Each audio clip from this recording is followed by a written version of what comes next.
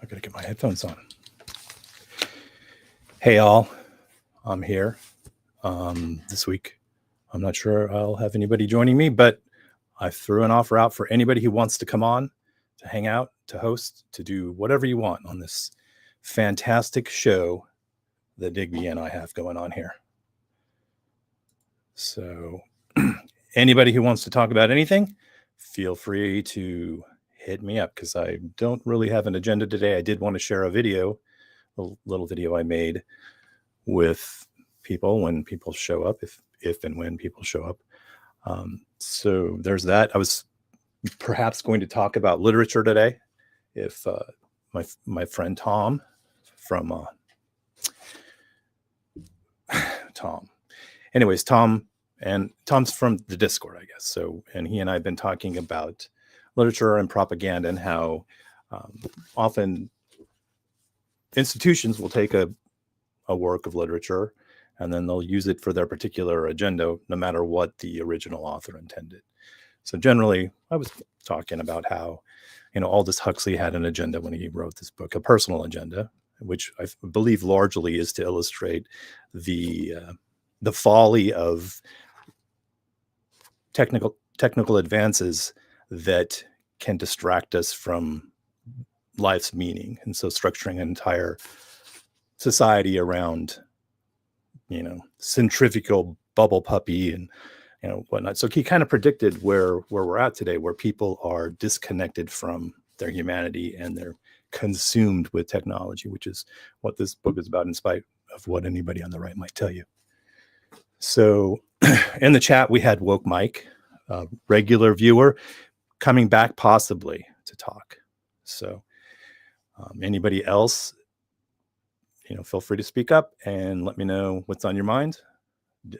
As always, I got my little buddy Digby here. Hey, what's up, everybody? I'm here to add excitement and visual interest and whatever else I add. Thank you, Digby. And also, we got Squatchbork the cat. He's here in all his glory, hanging out. He just got his outdoor time. So now apparently he thinks my hands are filthy. So he's going to lick his fur to clean off my filth. So I'm going to play the intro for the show here. In order to do that, I'll have to share it though, because last week I did this and we didn't get any audio. There's also some odd things happening in my background that I'm not sure what's going on here. Maybe I need to finesse it a little bit. There we go. All right. So I'm going to share the intro to the show. Regular viewers are very familiar with the high quality intro here. So here it goes. Where is it? And let's see, share. So here it goes. The intro to TERMCAST. This is TERMCAST IRL with your host, Terminal Mode, featuring America's darling, Digby the Robot.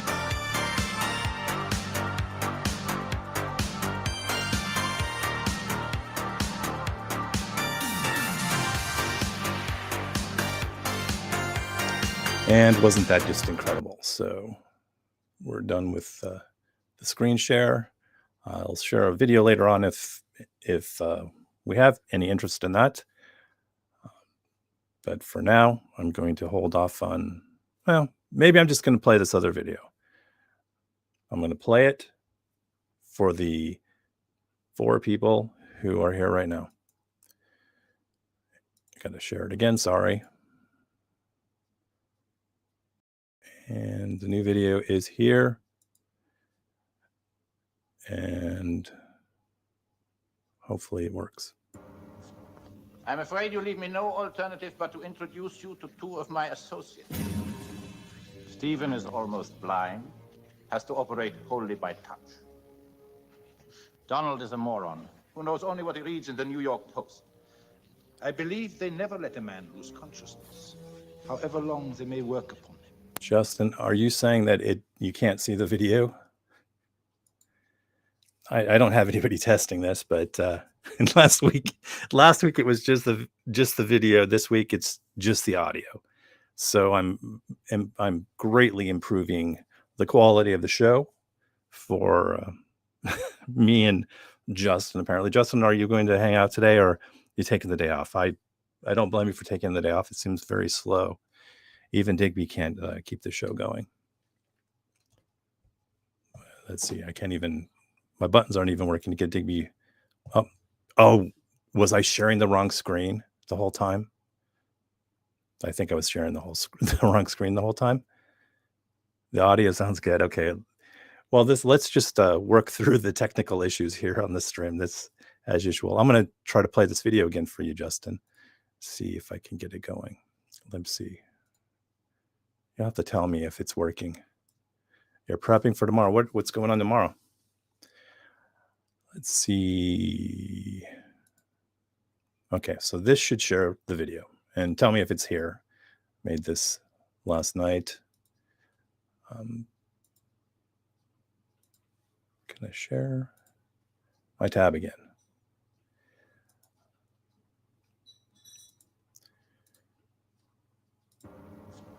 I'm afraid you leave me no alternative to introduce you to two of my... Okay, Justin, can you see this one? Leave me no alternative but to introduce you to Maybe two not. of my associates. Oh, here it is. I was on the wrong screen again. Blind. All right, here it is. I'm afraid you leave me no alternative but to introduce you to two of my associates. Stephen is almost blind, has to operate wholly by touch. Donald is a moron who knows only what he reads in the New York Post. I believe they never let a man lose consciousness, however long they may work upon him. So I made this video because apparently Pete Hegseth has issued some kind of order to get the New York Times out of the Defense Department media feed, and he's replacing it with the New York Post. And it reminded me of this scene from the movie Top Secret. I'm gonna play it again one final time. I'm afraid you leave me no alternative but to introduce you to two of my associates. Stephen is almost blind. Supposed to be Stephen Miller. Has to operate wholly by touch. Kind of looks like him, little. Donald is a moron. That guy is who knows obviously only what he reads in the New York Post. I believe they never let a man lose consciousness, however long they may work upon him. So there's that. And I'm going to play TERMCAST intro again to see if that the audio shows up. No video. No video, apparently. Oh, I got to fix it here. Stop. Share my TERMCAST intro again. Here we go. This is TERMCAST IRL with your host, Terminal Mode, featuring America's darling, Digby the robot. Is the intro working now, Justin? I had to resort to playing it through the browser. I gotta go back in and fix that.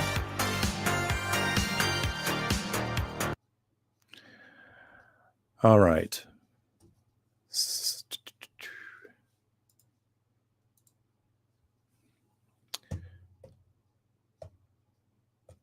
Okay, here we are.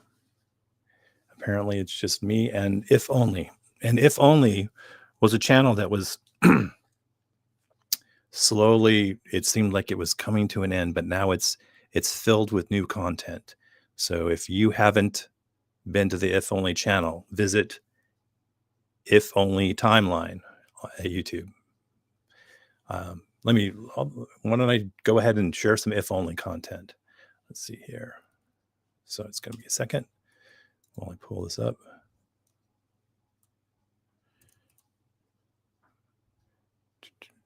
Matter of fact, I have it here. So I'm going to share again.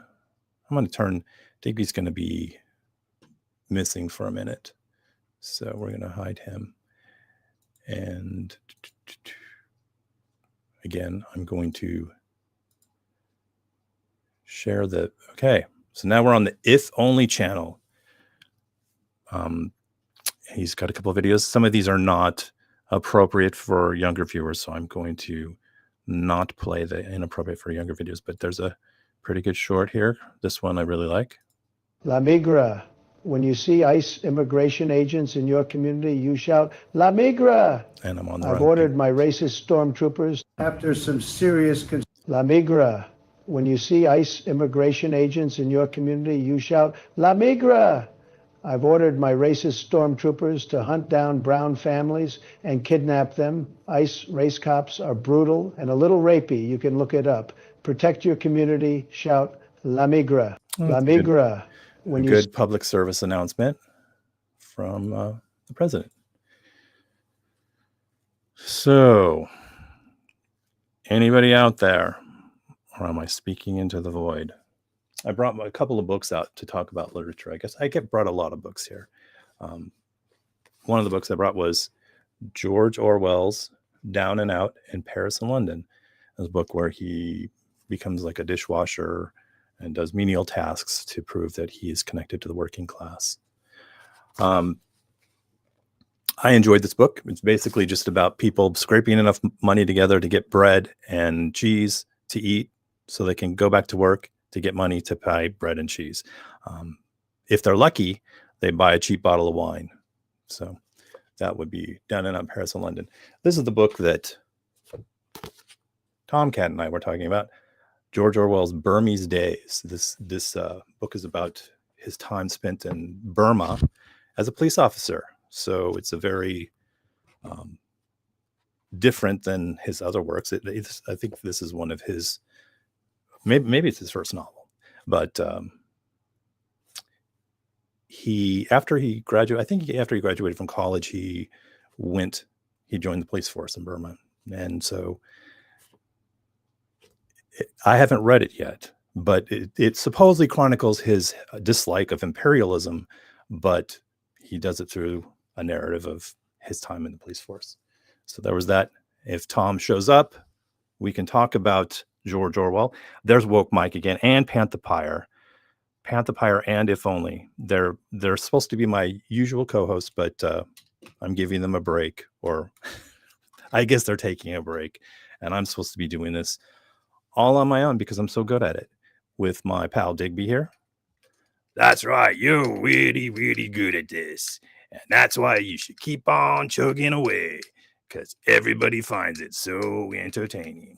And he's got his cat there. So it's the Squatchberg the cat from the intro video, as well as my board, or my Terminal Mode channel. So Woke Mike is back. Woke Mike, what are you thinking today? Pantha incoming. Pantha's coming on the show. You don't have to. I'm not trying to guilt anybody. The reason I didn't pressure you guys this week is because I don't want to, like I said, I don't want it to be a chore for you. I want it to be something that you're like, oh, I'm going to miss out on that cool hangout with the cat and the robot and that old boring guy. So, yeah, you're pretty boring. I should host the show. We should call it the Digcast. Oh, we should, huh?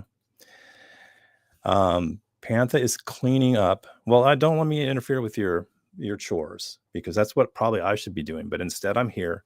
I'm trying to be regular, not regular in terms of bowel movements, but regular showing up. So we have a space here to hang out and chat, and people can tell me what's on their minds. Pantha is having a huge thing of Japanese curry. I didn't even know Japanese curry was a thing. That's how multicultural I am. I thought those two things were very independent. So Pantha, if you come on, we can talk about literature. I brought out all my books because I thought that maybe I wouldn't have anything else I was trying to prepare a bunch of stuff for the show, but as usual, I got caught up in other things and I didn't get my work done. But I will have a big video coming up soon, and maybe I do another live stream where I premiere that. But for now, I'm just sharing. I shared a little video earlier and talking about literature. Yes, Fiber Sunday. And Woke Mike says prices are going to go up on everything. Yeah, because of the tariffs, which it's just funny. That's his solution to everything, is that when they wouldn't take the plane full of migrants back, and Trump threatened tariffs. I didn't understand exactly how that was any way related, but apparently that's what Trump is just going to do. Is anytime he's not happy with things, he's just going to threaten a tariff. A Dougal-Dixon rabbit hole, Pantha says. She's in a Dougal-Dixon rabbit hole. Speaking of rabbits, this week I spend probably 15 to 30 minutes outside trying to get sun, because I'm a indoor person and I probably don't get enough sun, and so I'm probably not processing enough vitamin D, and my biorhythms are probably all messed up. So I sat out in the sun with the cat. I bring him out there. He's an indoor cat. We don't let him out ever by himself. He's always under supervision. He's got his claws, but he has caps on his claws, so he can't murder things. But he loves going out there and thinking about murdering animals. So this week, he and I saw a bunny in the yard, and the bunny looked like it was strained. It looked like very old, and it was sitting closer to us than normal. This bunny, we see this bunny all the time, but the bunny looked like he was under duress. So I tried to walk up closer to take a look at him, and he hobbled away with a little limp paw, and then he went around the shed, and I went to look at him because I was like, what's wrong with him? And I'm a little too empathetic when it comes to suffering. I don't like to see it. I noticed the bunny had a huge gaping wound on his side. And this is not the first time we found a bunny with a wound like that. The previous time the bunny was just dead in the yard with a gaping wound on the side of him. And this bunny saw him for 2 days hobbling around the backyard, and then he disappeared. So I know this bunny went on to do great things. He probably, started a new family somewhere else. He's fully healed, or she's fully healed. And the bunny has a very happy ending, because we need more happy endings in life. So there's the bunny story.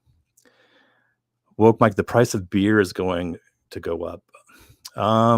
Yeah, that's going to be problematic. Are you thinking like Corona or Mexican beers? Do you like the Mexican beers or the Canadian beers?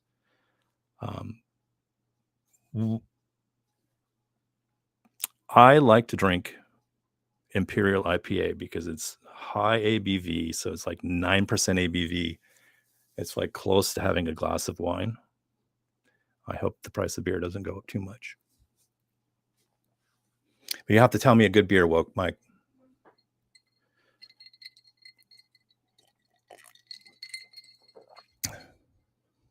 We've got 8 people here, and only Woke Mike and Panther are talking. Justin, or I guess I'm going to not refer to him as Justin anymore. He's Mr. If Only.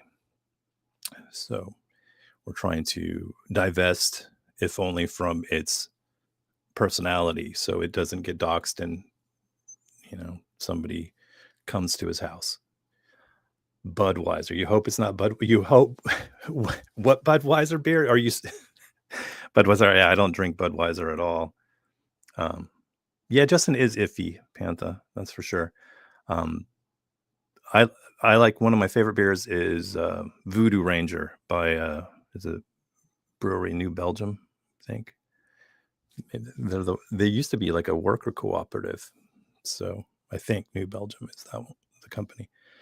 So, but I'll drink any kind of IPA. Mr. Iffy is working on his project today, so he was too good to show up. What was it? Mr. Iffy says, protesters shut down a major highway in downtown LA today, protesting ICE. Yeah, that's good news. The ICE thing is really troubling, and it bothers me that Kristi Noem is in charge of it, because she's such a weirdo. Kristi Noem got into politics. If you don't know, she got into politics because her dad died, and her dad owned a big farm, and she had to pay taxes to inherit the farm. When the farm was supposed to transfer to her, she had to pay some taxes, and she just would have nothing to do with that. So she got into government and tried to get rid of what they call the death tax, which is just a clever way of wealthy people and corporations of trying to claim that this tax hurts, the poorest people, which generally doesn't. There's a few, there's always going to be a few people who are going to be affected by these types of things. But by and large, the death tax is just another way for wealthy people to avoid paying taxes. Justin is fine. No, I'm going to call you Mr. Iffy. I like that. Iffy. Or just Iffy. Iffy's cool. I like any nickname that ends in E. So I call Squatchberg the cat. Sometimes I'll call Squishy or Squatchy. Anything like that. And of course, we've got Digby here, who's also a E. So we've got Digby, Squishy, and Iffy. And one of my favorite nicknames somebody called me was Termy. So I thought that was fun, but people could call me TM too. Digby, what do you think? I don't know. It seems like you're really rambling and you're going to lose this. You're going to lose the 7 people you have watching because you're not very entertaining. What's going on with your arm here? Whoa. We got some hectic stuff happening here at the Digby workshop. That kind of hurt my hand, dude. Don't do that again. Really. We're supposed to have a family-friendly show here, Digby, where we talk about kittens and puppies and other cute things, because things are not looking bright in this country right now. What do you mean? What's going on? Things look pretty good for me. No, I don't think so, Digby. You're part of you run on those old AI models, and China just came out with a new AI model that's going to make you obsolete. Nah, I'm not ever going to be obsolete. I'll just go steal that data. Well, that's kind of what the company that put it out did. So the funny article that I saw was that OpenAI was complaining that this data they stole was being stolen by another company, which is funny because that's essentially what OpenAI is. To clarify, OpenAI is a company who harvests people's data, the way you talk online and your images and whatnot, and then they basically repurpose you and your existence into an AI that they can not pay you for. So it's exciting times. But I think the company's name is DeepSeek. They released their model open source, which kind of undercuts the other models. So that's a good thing. Open source stuff is always the best way to go. So in other news, what else happened this week? Let's see.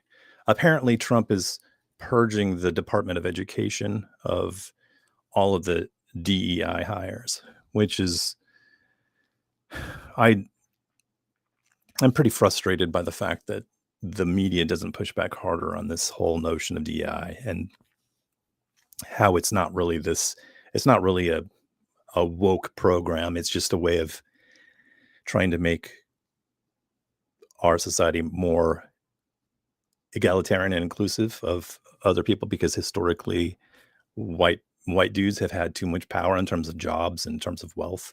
And so the idea was with I think DEI started with affirmative action. Affirmative action indicates that if you're faced with 2 equally qualified candidates, that you would pick the woman or the minority over the white dude if they're both equally qualified. And the net effect is, if you do that long enough, the power in society and the wealth becomes less concentrated in the hands of people like Elon Musk, people like Jeff Bezos, people like Mark Zuckerberg. We are seriously lacking in terms of a society that reflects anything but the best interest of billionaires and old white dudes. So the fact that they've taken DEI and turned it into this bad thing where essentially they're using this as they want to say other things about these people, but they just call them DEI hires instead. So it's depressing times. And there is Lamp. Hello, Lamp. How are you doing today? I saw Lamp in the, what's his name? Miles. I can't think of his last name right now, but he's a professional joke explainer. His channel is The Bachelors of Comedy. No, The Bachelors of Music, which I find a very funny title for his YouTube channel. He's got and The Bachelors of Music, he explains jokes, and he does it in such a funny and sincere way. I love his channel. It's probably one of my favorite channels right now. Miles Anderson Lamp says, so check out Miles Anderson's channel. It's really funny. It's because it's like a degree of meta comedy that I really appreciate, because there's so many people who don't get what he's doing. He's so sincere, but also so sarcastic. The humor just wraps back around, and people are just totally baffled by it. So, but it's a wonderful form of comedy. I recommended Miles do the Joe Rogan has a bit about Brokeback Mountain, which I am still flabbergasted is on his channel, because it's bad. It's really homophobic, but it's also just not funny in any way. So Pantha says that the link is not working.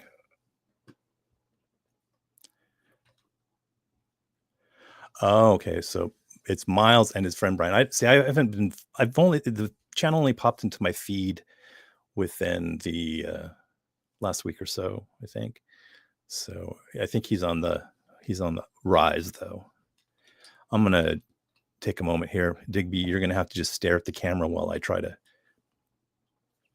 get Pantha into the chat here, because it helps me not have to ramble anymore. Pantha, the chat. Let me. I'll give you. Actually, I'm going to give you Justin's host spot. So let's see here. 1 second. Sorry, everybody.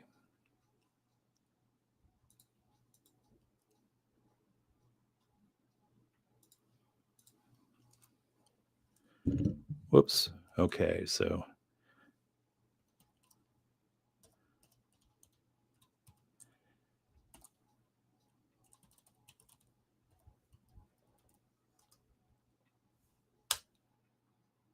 Pantha, try that link, and I'm back over here. So Lamp, I've seen you for a long time in the RM Brown Discord, but I think you're not Lamp there anymore. I don't know. Anyways, you've been a person I see all the time in the same communities, so it's good to have you here. And if you want to join our Discord, to be a part of whatever goofy project this is, you're welcome to join.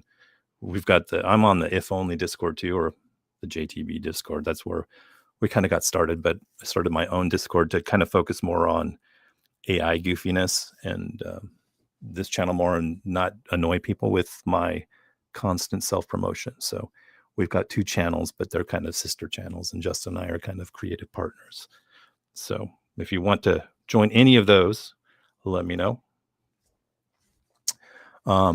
Yes, the Angry Ginger is a great guy too. I think his show used to be called Progressive Matters, but he's just a genuinely good guy, and his politics are pretty good. They align with me pretty well. Generally, anybody who refers to themselves as a progressive is of the older generation. You get these people who call themselves leftists, get people who call themselves liberals, but progressive kind of fits. Okay, let's see here. I'm gonna share. I'll put it in chat. Anybody's welcome to join the Discord. So this is the Terminal Mode chat, or the Terminal Mode Discord. And I'm terrible with this right now. Yeah, Progressive Matters and the Angry Ginger. He covered my Magic Bullet video, which was one of my videos that I probably spent the most time finessing. I'm probably most proud of it, but people are so tired of seeing Donald Trump. Whoops, hidden copy. That was me being a real boomer here. Hidden, use the copy button. Oh my gosh. I don't know why this is doing this. Copy. Did I? Oh, brother. I don't know why it's not letting me copy it right now. Digby, hold on. You're going to have to take over here for a second. Again. I can do that, but I don't think you're going to be able to do it while I'm talking. Yes, Thomas. It was the feel-good hit of the summer, but like, yeah, Digby and the cat get along pretty well. The cat loves to scent Digby. So I can't figure out why this is not working for me. And something's happened in my Discord here. Oh, you got it. Okay. I thought that it wasn't working, but it seems to be working. All right, Lamp. Good to have you here.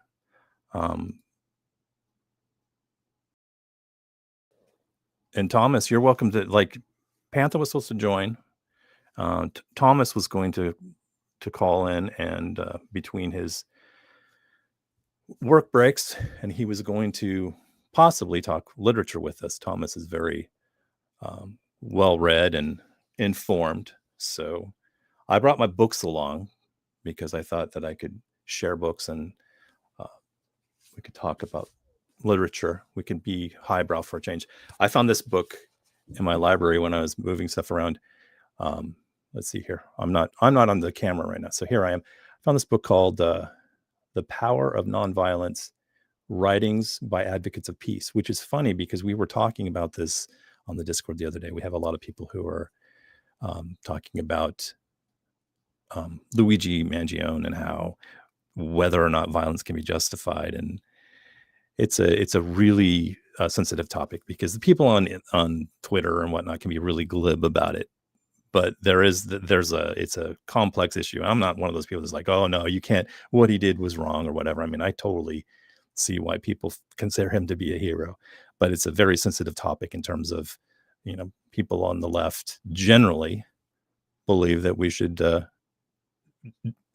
enact change through peaceful measures. But these days it's harder and harder to do that. Even back, when, like, this has, of course, writings by Martin Luther King Jr. But even back then, it was hard for them to accomplish anything through peaceful measures. That's why you had Malcolm X, and his philosophy was by any means necessary.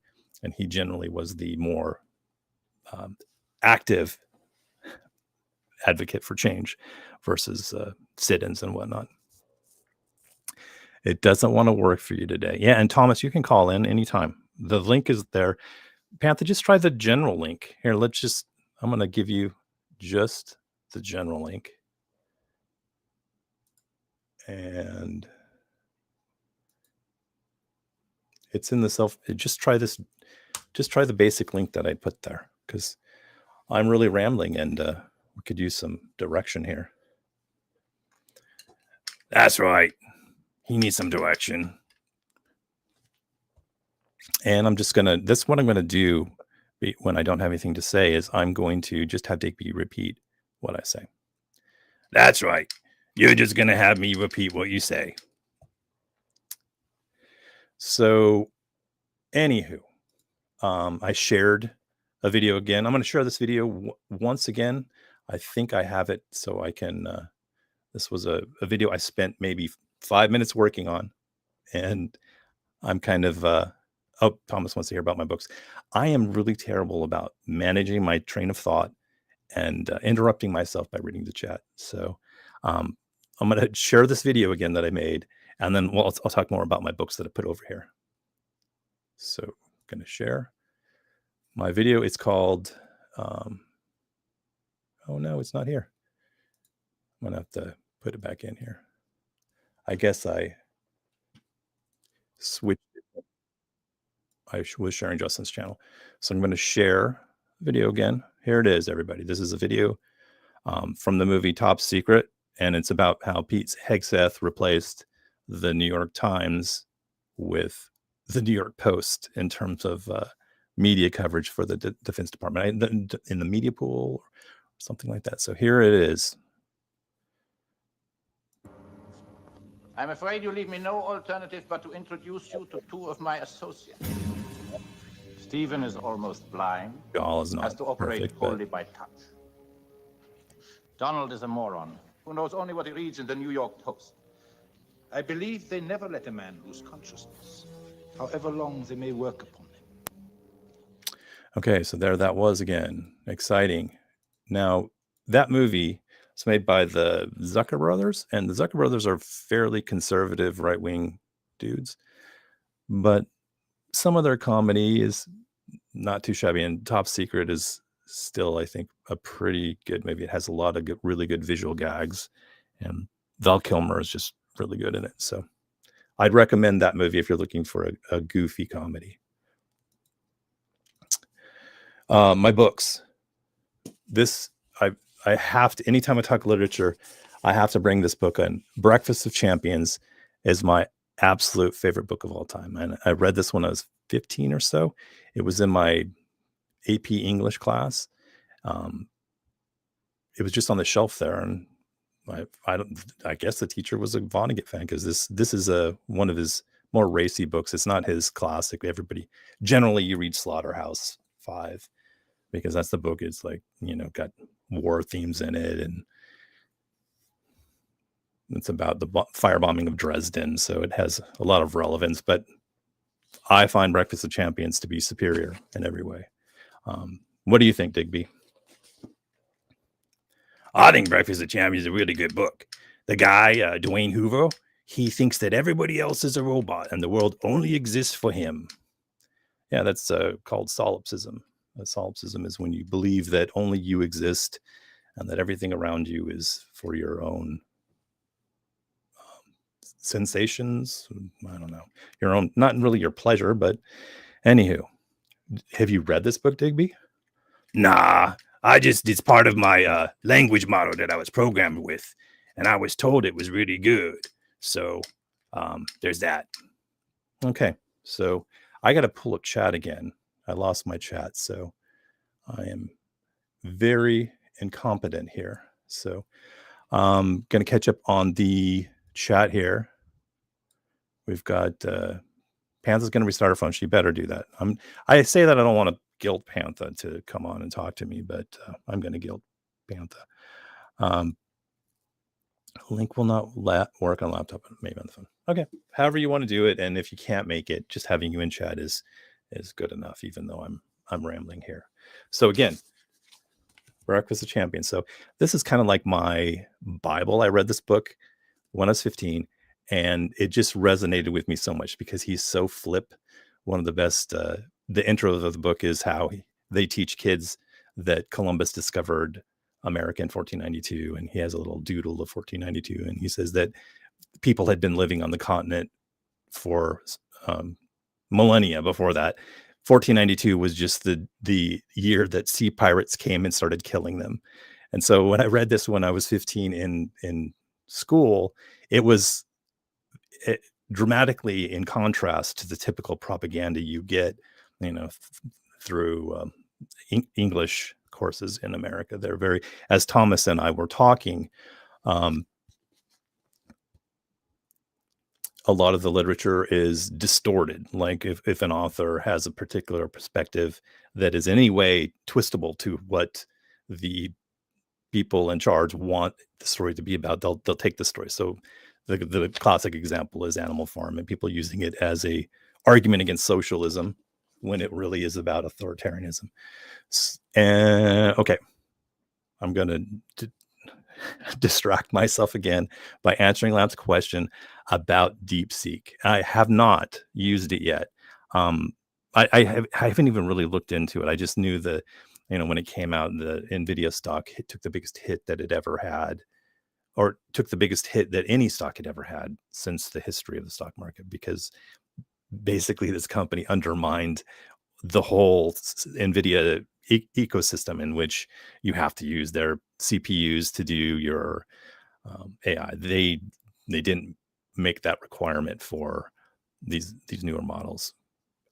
When they're made popular and they're public, you're not as reliant on the chips. But apparently NVIDIA took a big hit, and all the companies that are invested in large language models also took a big hit, because this is open source and there's no real way for you to profit as handily as you would if you patent your information to keep it secret. Woke Mike says, I woke up this morning and took a Trump dump. Then I had a Breakfast Champions. Breakfast Champions, I believe, is he writes, Breakfast Champions is a General Mail cereal, but also coffee and cigarettes, I think, is Breakfast Champions. It's really crazy because, as far as DeepSeek, it's really crazy because it has a function that lets you see the entire thought process. Oh, that's pretty cool, because a lot of the way the AI generation works too is that you can watch it as it creates your thing, so you can visually see it. So I'd like to check out how this works on the other models. I don't even really use Chat GPT or any of that stuff for anything. I have used Grok. I made a video in which I asked Grok about how Elon Musk was promoting Andrew Tate. And I said, that isn't Elon Musk therefore promoting sex trafficking and sexual assault? And I got Grok to admit that Elon Musk is promoting sex trafficking on his website. So I have that recorded somewhere. I should have shared it when it happened, but a lot of times I get these ideas for videos and then I don't follow up with them because I'm not sure. I'm being joined by Mr. Tomcat. Tom, Hey, how are you doing? It's good to see you. hey, I love the way you come up as Fudge Rounds guy. Oh, I'm a Fudge Round guy? Or... Yeah, I don't know. It could be someone else, but I love it anyway. Whoever's picked Fudge Rounds guy as like a username is fantastic. I have it because I this week I've decided not to. Normally I have all the fake characters on and I'm trying to interact with them, and I was going to try to do Kristi Noem this week and try to do some of her videos because she's back in the news. When I was making those videos. Is she the one who shot the dogs? She shot the dog, yes. Yeah. And then at the time she had to do a press tour to try to, I think she wanted to be vice president is what she wanted to be. And she went around trying to explain that the dog was violent and all this and whatever. But when I was making all these videos, I was heavily focused on her, as I do. I've got OCD. So once I get on a topic, I just continually to chew it. That's what happened with Fudge Rounds and with Kristi Noem. So I made like 5 Kristi Noem videos, and everybody's like, she's not a national figure, so you're wasting your time because it's just going to die very quickly. And now she's back in as Homeland Security Director. So she's back in the news. I love it when you get addicted to some depiction or portrayal or something about a relatively niche figure, and everyone else is just like, I don't even really know who this person is, but it's just your own low entertainment threshold is just completely blown out of the water by the enjoyment of your own niche obsession. That was like me on when I got obsessed with writing songs about this guy called Roland Martin. He's got like a black-owned news channel, and I kept making songs about him called The Other RM. And I don't think I got a single response from anyone, but I just couldn't stop. I just loved it. Yeah. Was he on CNN, Roland Martin, or? Yeah. He's been on like TYT. He's probably been on CNN. I think you're right. He has. He's really good, actually. Like, for what he is, like, he's, in my view, sort of too close to the Democratic Party. But once you put that aside, all his other analysis is fantastic. And I think that I actually got news of the George Floyd thing, like, from his channel first. So he's right on to like a lot of important stuff. Yeah. Hey, about your books and about violence, do you know a book called Rules for Radicals? Is that Saul Alinsky? Yes. Yeah. Yeah, I haven't read it. That's the book that's like it's got the dedication in the beginning to Satan, I think. He dedicates the book. Really? I think so. I haven't read this book, but I'm familiar with it. This is the book that Obama was being criticized for following Saul Alinsky and like social the organizers of local movements. Saul Alinsky was big into that, and he got Yeah. So you were asking me about Rules for Radicals. I have you read it? Well, look, it's like, I mean, I haven't read it, but I know that it's sort of treated as a Bible by like trade union people and community organizing people. So Mhm. I was just wondering. So tell me, what books did you have ready to roll? Let's see here. I brought Brave New World out because this is another book that the right also distorts and doesn't really understand. It's kind of like the difference between this one in 1984 is in Brave New World.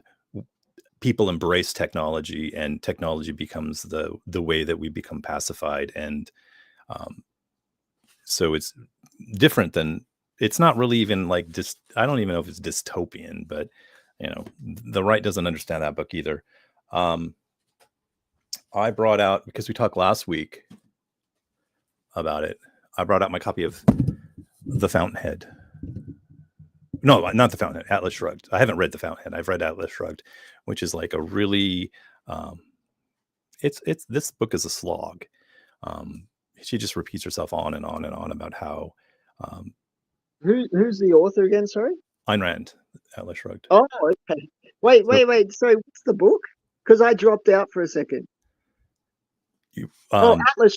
Atlas Shrugged. Yeah. Have you read it? No, I think the only one that I ever read by her it's called The Fountainhead. The Fountainhead.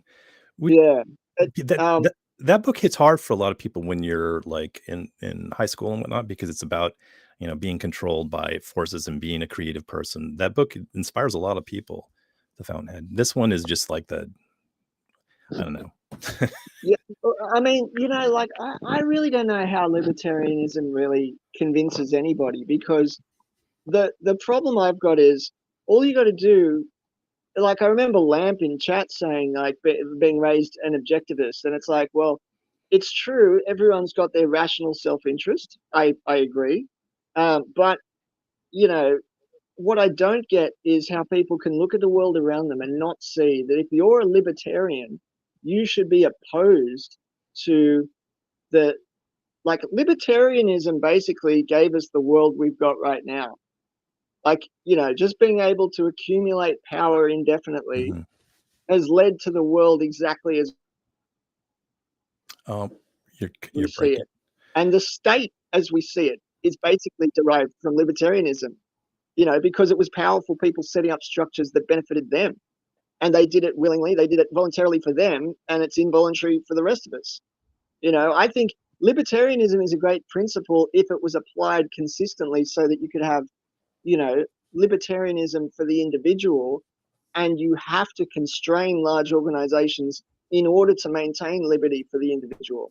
But the point is, large organizations, you cannot turn a blind eye to private ones just because they're non-government. Somehow they get a free pass, and you end up with people like, Bezos and Zuckerberg and the guy that's, friends with Mencius Moldbug. Who's that big? Oh, Peter Thiel. Yeah, that guy. Yeah. Mendacious Moldbug. He's like a weirdo. That guy's a freak. He's like Peter Thiel. Peter Thiel and him are like cut from the same cloth. But the fascinating thing about libertarianism is that it kind of like the original movement was about personal liberties and about you being able to, put into your body whatever you want. Like you can drink and do drugs and you can have sex and you can do. It was really about personal liberties. But then the movement got hijacked by the Austrian School of Economics, and they basically made it's all about taxes now. That's all they care about, pretty much, is taxes. Not paying taxes and being able to have interest in 16-year-old girls is the other libertarian principle. So, I mean, I definitely, I could identify with the sort of the drug thing early on, where I used to get frustrated with the European Union, because I was like, oh, I really want to get hold of some of these like really niche chemicals that I wanted to get hold of, and I'm like, damn, European Union getting in my way. But the problem is that in Australia we have libertarian-esque parties, and they deliberately maintain some drug law reform stances, basically solely to maintain plausible deniability that they're just a tax dodge. That's fascinating. That's really all they're for. So the libertarian movement here in the United States, it really never caught on until after like 2000. It was like kind of like a fringe movement, but after 2000, when GWB, invaded Iraq and all that, there was a whole segment of Republicans who wanted to get away from that identity of being warmongers and whatnot. So they all flocked to libertarianism, even though like most of them, when you question them on libertarianism, they just have a weird way of distorting. Like, if you're a libertarian, to me, you should be pro-choice. But there's so many libertarians today that like, they're like, no, you're for the freedom of the baby now. They have a really weird way of twisting the whole philosophy around Republican politics. Same thing for drugs, drugs and prostitution. If you ask libertarians today about, should I have a right to do whatever drugs? A lot of them, at least in America, they're not pro-drug. They're not pro-drug, but pro legalization. So it's Freedom. a weird group of people. It's just like when you watch Steven Crowder on Joe Rogan, and like, of course, I'm no fan of Joe Rogan, but it was refreshing to see him. Even Joe Rogan has a line where he gets to the point that he's like, see, you're really just an ideologue then. Like, you say that you're for freedom and all this stuff, like, as a Canadian, that you admire these things about the United States. But then as soon as you talk about weed, Crowder starts up with all his old assassin of youth, it'll drive you crazy with one joint type of propaganda. Okay? So, the mental gymnastics. So what other books you got? Well, in addition to damn straight. Oh,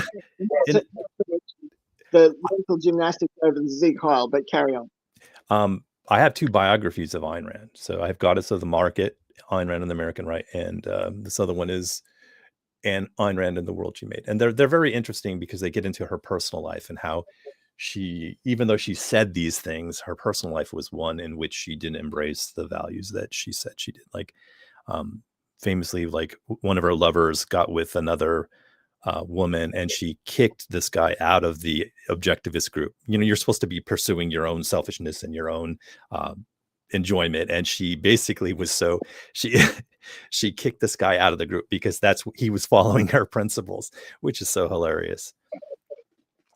Panther, are you here? It's funny you mentioned. Hold on one second, Tom. Panther, are you in the video right now?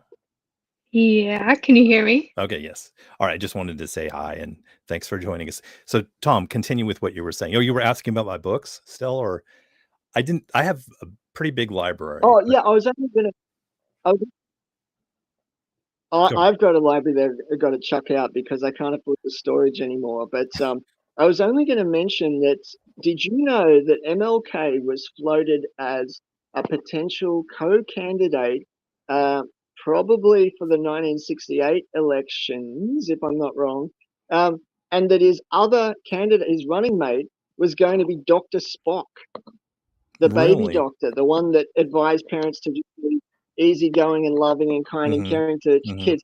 And his children, just like with Ayn Rand, his children report that he was like cold, distant, unloving, and I can only imagine that it's probably true, and he probably created his body of work, which influenced the entire baby boomer generation, because he was probably trying to make up for, the probably cold Victorian upbringing that he had, and probably did impact his ability to parent and, to be a warm, present father for his kids. But it is funny when you see cases of people like that where, there's a huge discontinuity between their sort of body of work and their personal life. And also, just on Breakfast of Champions, 2 of my favorite scenes or lines from that book.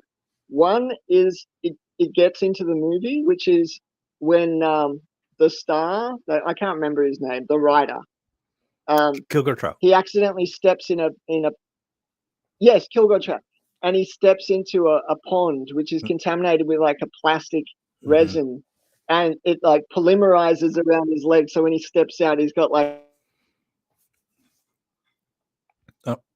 Years dropped out. Yeah, that's the way the book concludes, is with Kilgore Trout trudging through a pile of industrial slime in like Michigan or somewhere like that. It's this book. I read it like every year or so, and I've probably read it like a dozen times. It just gets better every time because it so fits my philosophy. It's Kurt Vonnegut takes the role of kind of, even though Kurt Vonnegut's a secular person and an atheist, he takes the role of God in terms of writing out the character stories and how he's just being mean to the characters by putting them in these bad situations, even though he could write them to have very flourishing lives.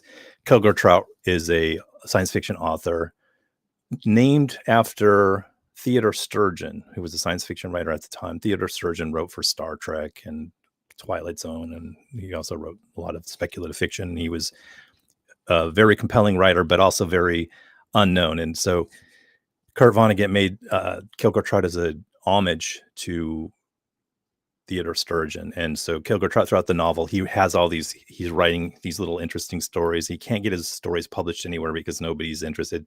His stories only get published in pornographic magazines. So he basically humiliates this character throughout the entire story. But Kilgore Trout's an endearing character because if you're a person who can relate to the idea of how society doesn't really embrace anything that's forward thinking or different thinking, we tend to be very conservative in the ideas that we embrace. And so Kilgore Trout thinks out of the box, and nobody recognizes him for it except for one person. So excuse me, I'd like to do a whole show where I just talk about this book, but I just wanted to bring it up with these other works. John Steinbeck, East of Eden here, which I think is a good book, but it's got some questionable elements in it about the woman being kind of a harlot. It's kind of backwards. The book I have it somewhere, is The Grapes of Wrath, because I think The Grapes of Wrath is the antithesis to Atlas Shrugged. These two books they're both very lengthy tomes, but Grapes of Wrath is written beautifully. It has some really compelling verse in it, and it's just a beautiful story about migrants. I mean, it's a story that has more relevance now than ever, because in the book, he talks about how corporations have taken over these farms, and these people don't really have control of their lives anymore, and they're just subject to the whims of whatever is happening in the economy or in the environment. And that's kind of what's happening to people today. So Grapes of Wrath. And Tom is missing, but Pantha, you're here with me. Yes, I think Tom's trying to reconnect. I keep seeing him, or somebody trying to pop him in and out. I know that you're a fan of Madame Bovary. I had a hardback copy of Madame Bovary. I was going to bring that. You remember that? But Yeah. I think I don't know did you intend to text me that, or was that somebody else because I don't know if I've read Madame Bovary. Yeah, I've read Madame Bovary. I think I still have it somewhere here. And I've also read Grapes of Wrath. I like Grapes of Wrath. It's a lot of the old literature is kind of stodgy, but Grapes of Wrath holds up. Steinbeck's okay. Of Mice and Men was like a book that I read that made me cry because it's just so tragic. There's a Come Town segment about excuse me, Come Town segment about Of Mice and Men, a very controversial take on Mice and Men. So if you like edgy humor, look up Come Town of Mice and Men and see if you can find that bit, because it kind of made me laugh, but it's very edgy. And anyways, Turtle Time Voiceovers is back. Hello, beautiful people. It's good to see you. Hope you're doing well, and hope you're handling the stress of whatever's going on in your neck of the woods there with MAGA and everything. Yeah, Nick Mullen it's a Nick Mullen bit, so you can kind of see how edgy he's very funny, Nick Mullen, and he's been honing his craft for a long time. And I watched his last special. It was pretty good, and it was less edgy than a lot of the Come Town stuff, but it was still compelling. E-Man 586 says, currently reading Nuclear War Scenario by Annie Jacobson. Is this a work of fiction or is it a book about what's going to happen to us? There's a author here that I had that this trilogy I thought was interesting, and I brought it out. Even though, huh? Did Squish saying bye to the cat? He left. I wanted to talk to Tom about this book. This author is James Morrow, and this book is the first book is called Towing Jehovah, and it's a book about how God dies and falls out of the sky, and he's in the ocean, and there's a guy's hired to haul the body to the Hague so God could be put on trial for crimes against humanity. This book is it's funny, but it's like nerd fiction, and it's got a quote from James Gunn on the back: comic, adventure, satire, and black humor. So anyways, if you like philosophical fiction, this book I would recommend. And the probably the best in the series, it's a series of 3. This one is called Blameless and Abaddon, and it's about a lawyer who has cancer who's trying to bring the case against God he's trying to get a guilty verdict against God. So that's the second book, and the trilogy ends with the Eternal Footmen, where God's body explodes, and then the skull of God it's put into orbit, so people are well aware that God doesn't exist. So everybody just looks up, and the question of God not existing is finally ended in Eternal Footmen. So James Morrow is he's kind of like Vonnegut. I would recommend his works if anybody still reads these days. Now, and the final book I wanted to talk about is a book that Digby asked me to get. That's not true. I didn't ask for this book.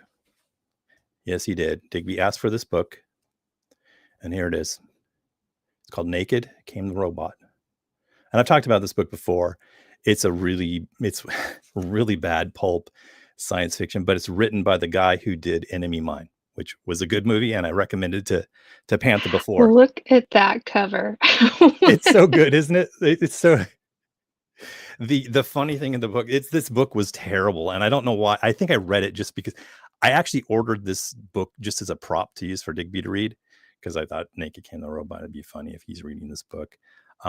But I felt like I had to read it, and it's hilarious because I have so many other books that are like worth reading, but I read this book just so I could talk to people about it. So, and there's the cover. So in the book, the robot has a quarter slot in her butt, and the guy has to put money in the robot's butt so he can have sex with it.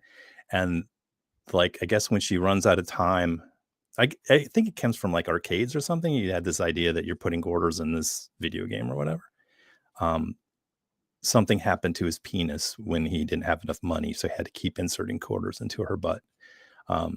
Would not recommend this book. Very long year. Naked Came the Robot. It starts off like it could be some kind of cyberpunk dystopian world because he has a lot of corporations merging together, and it's supposed to be funny that way. But I don't think I laughed once during this book. I have no idea why I trudged through it, other than I could embarrass Digby. It's his favorite book. That's not my favorite book, you big joke. Well, I think it is, Digby, for now, until you tell me what your favorite book is. Anywho, I just realized that on the not on the stream, it's doing Digby correctly, but I just saw you doing Digby. That was pretty amusing. If you're in the green room, you get to see. Did you just say you saw me doing Digby? That's not it. Yes. You guys, this is supposed to be a show for kids. I'm a kid-friendly robot. So keep it clean, guys. Yeah, so I like the feed out is controlled by me here. So hopefully, as I get better at it, people are going to realize that Digby does not really have control of his life. That's not true, dude. I'm totally got control of things. Just as much as you. You're just as much of a robot as I am. On some levels, yes, that takes us back to Breakfast of Champions. Thomas says he really likes, what was it? You love Steinbeck. Cannery Row is good too. I haven't read Cannery Row. Grapes of Wrath, I don't know if it's like it's a good, like, he's a good writer, but there's like a plot twist where the kid's mom is a prostitute. She leaves the family and becomes like a madam at a whorehouse, and the kid goes out one night and he meets his mom at the whorehouse. It's so like the plot device does not work for me. So like that story takes a turn for the worse at that point. And also it has some feelings of misogyny in the way he addresses the woman who leaves the family. And I didn't really care for that. Whereas Grapes of Wrath is just all heart. Toasted Zerling I said, think Digby would really enjoy some Dougal Dixon, some speculative evolution, human evolution Dougal Dixon from the 70s and 80s. I'll have to check this out. He's got a book on the shelf, a bunch of speculative fiction. He doesn't bother to read. He just sits around and plays video games all the time. That's not true either, dude. You're the one that plays video games. You don't ever let me play video games. Yeah, because video games will rot your mind, dude. So, Toasted Zergling says that he read a book called Space Walrus that was absolutely terrible, but my love of walruses forced me to finish that. I wonder if there's another book like that like Space Walrus.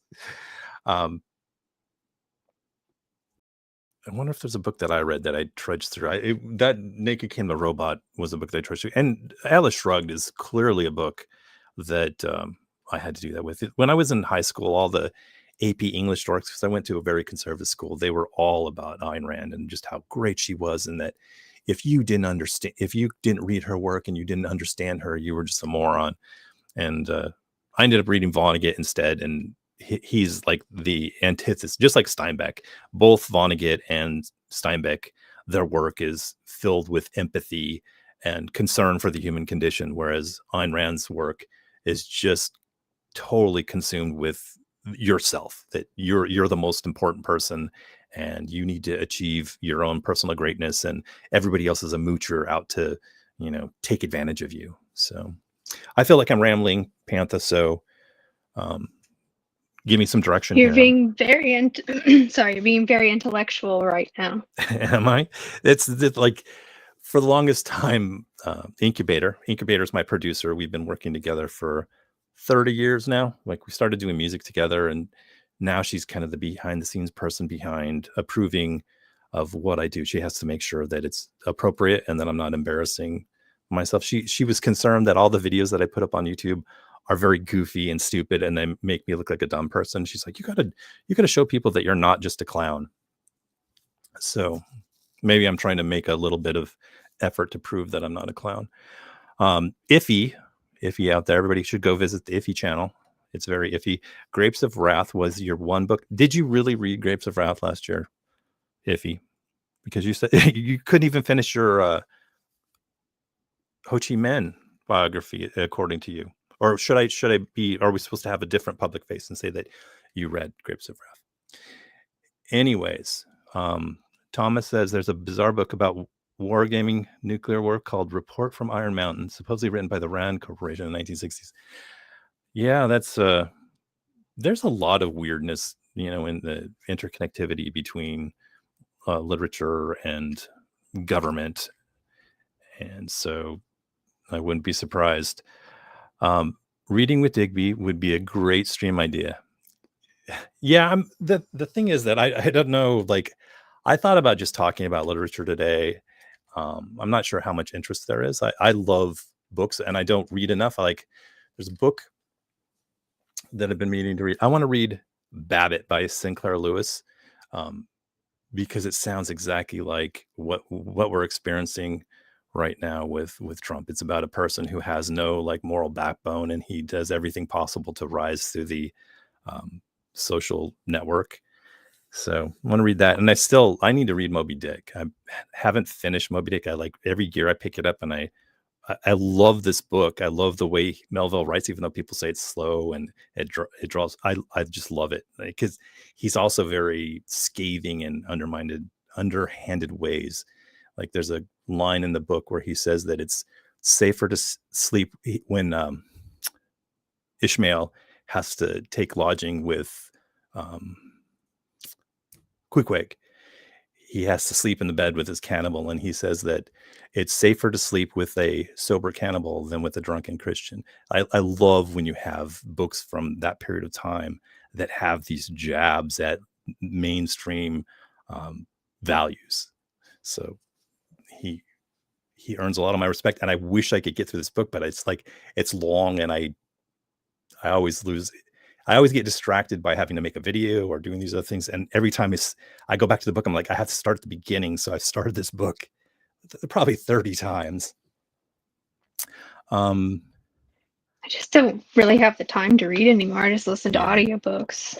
Yeah, I'm what I do. surprised. I wish I'd listened to audiobooks. It seems like it's very convenient. I don't even listen to audiobooks. So, Sinclair Lewis did Elmer Gantry. That sounds right. Sinclair Lewis is most notable for The Jungle, which he wrote Sinclair Lewis was like a radical socialist, and he wanted to rally people together to, protest against capitalism and to overthrow capitalism and whatnot. So the book was written to provide solidarity for meatpackers, but the net effect from the book, or so it's told through our history, was that what it really did was turn people off to eating hot dogs because of all the stories of fingers getting put into the food supply.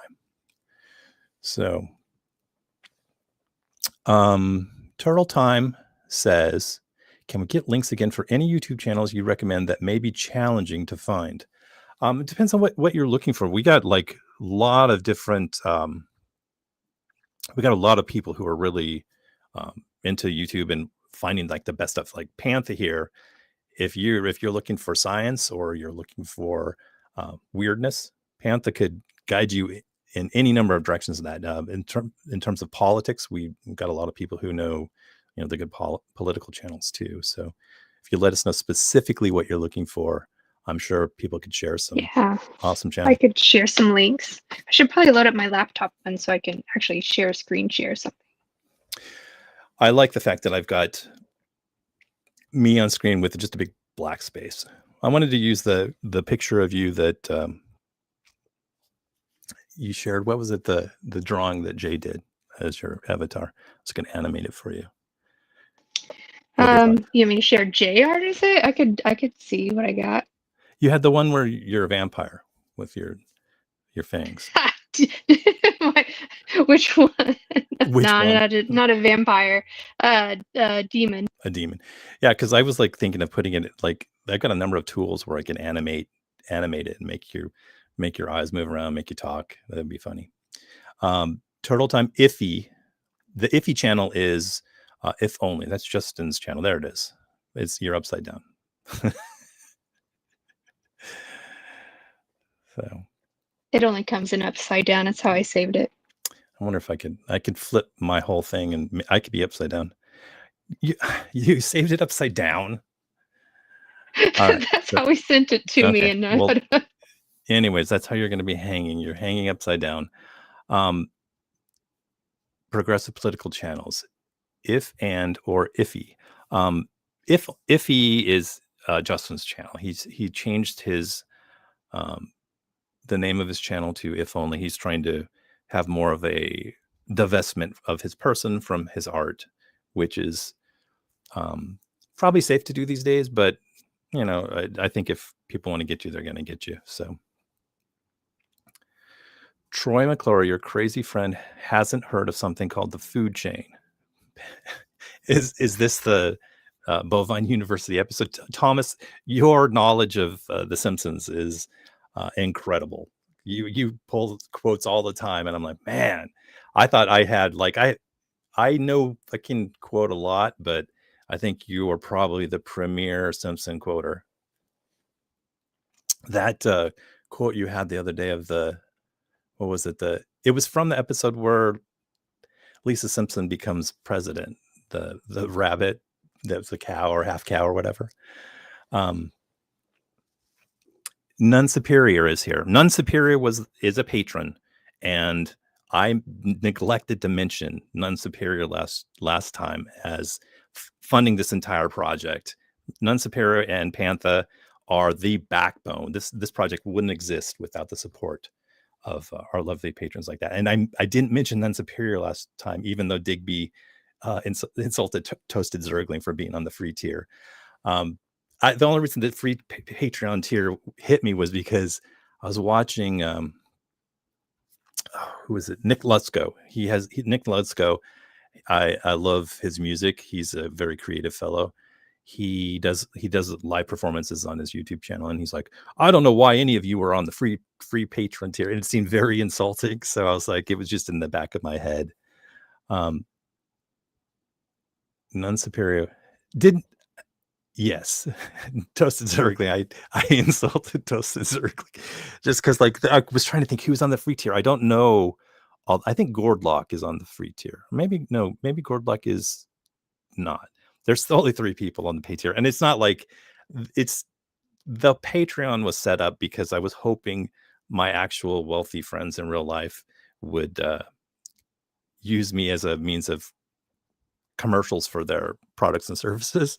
I don't necessarily want to take money from people who have mortgages or car payments or anything like that. So, and it's not like I'm needing the money. It does help in terms of paying these subscriptions that I use. Like I'm using 11 Labs and Adobe right now. So it does help cover those costs. And I totally appreciate that you guys are a part of helping me defray those costs, because I hate the idea that I'm personally giving Adobe $30 a month. But then if I think, oh, well, Pantha's helping that, Pantha is paying Adobe a little bit and None Superior is doing it, then it defrays that ill feeling I have of giving them all my money. I can get the laptop to connect to share screen. It says it's a duplicate. Okay. Well, anyways, you're not upside down now, but it looks like you've got some weird breasts hanging down there in a weird way in this drawing. We're gonna have to fix up this one. If we're gonna use this as your avatar. Yeah. I'll find something else, but I was trying to connect so that I could screen share. No, you can leave this one. I was just saying that it's clearly a work in progress. So, and is this gear from World of Warcraft, or did he just create this? I'm not sure. I think he just made it up. So it's nice to see him continue on here. He's on the live stream. So shout outs to Jay for this drawing. Lamp says, been throwing $22 a month away on 11 Labs for like 5 months, and I still haven't made the video I was intending to make. Yeah, 11 Labs is tricky. I'm hoping that I can get set up, because there's a lot of really good local voice cloning right now. So like with RVC and some other software, I'm hoping I can get something set up where I can just get rid of 11 Labs, and maybe I can even open it up to let people use my computer when I'm not using it and do clones. But yeah, I don't like the $22 one either, because they got rid of the all the voices you'd want to use. You can't anymore. You can't do Trump. You can't do JD Vance. I tried to clone Elizabeth Warren last night, and I couldn't. They wouldn't let me clone Elizabeth Warren, but the person I needed to clone, it did let me do. So I was excited about that. And I'm gonna have I thought, I was a little concerned that with the new year happening and Donald Trump coming to power, it felt weird making videos where we're just goofing. Look at these goofs. Look at this, and ha ha ha, and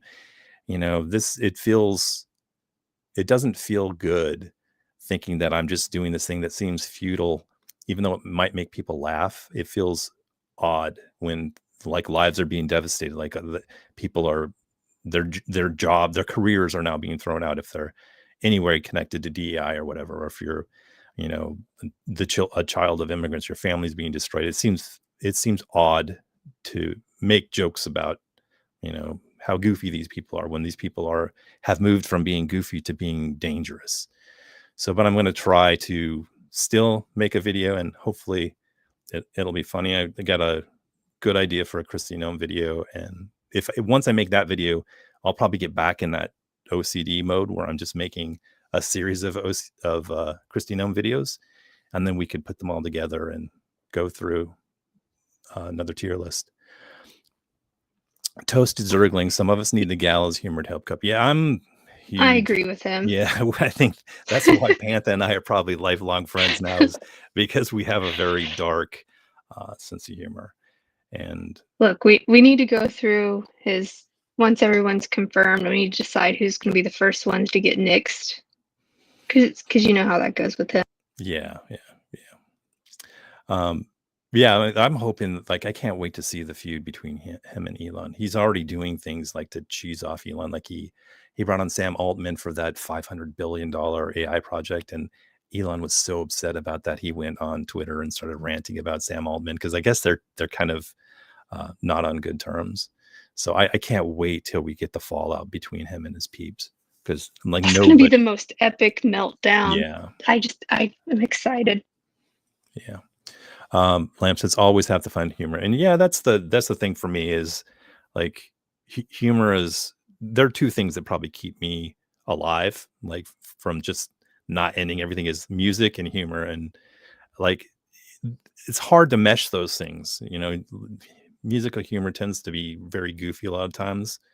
So, but when music and humor come together in a good way, it's the best. So Thomas says, why don't you read Thomas, Pantha, since I feel like I'm talking too much? Read Thomas's. You want me to read Thomas? My favorite was that old website that used to read out any sample text in Jordan Peterson's voice. It was years ago, but it was amazingly good. Of course, it got taken down. Yeah, that was he sued. Apparently, he sued at the time to have it taken down, because like the H3 podcast was making him say some crazy things, and it was like before AI 11 Labs. It was really before the tools became ubiquitous. So, but he sued, and it's funny that he sued, because there's also that he does that book reading. Jordan Peterson does a book reading of how he's sitting by the lake, and his grandma, I think it was his grandma, comes and puts her pubic hair in his mouth, and he lets her have his way with him. So he's a weird dude. Thomas talking about less funny subject matter. People should make an app with a button to get witnesses to gather your location. If ICE shows up, all other people with the app in a half-mile radius. I used to pet sit for a lady who was in a neighborhood where, even before all this happened, even before Trump, she had information on how to get everyone going in her neighborhood for ICE if they showed up, what to do. It's terrible. And I can't believe that there are people in this country that think destroying lives like that is good for the country. It's just awful. It's hard to even talk about for me. E-Man586 says question mark. Pantha, how do you respond?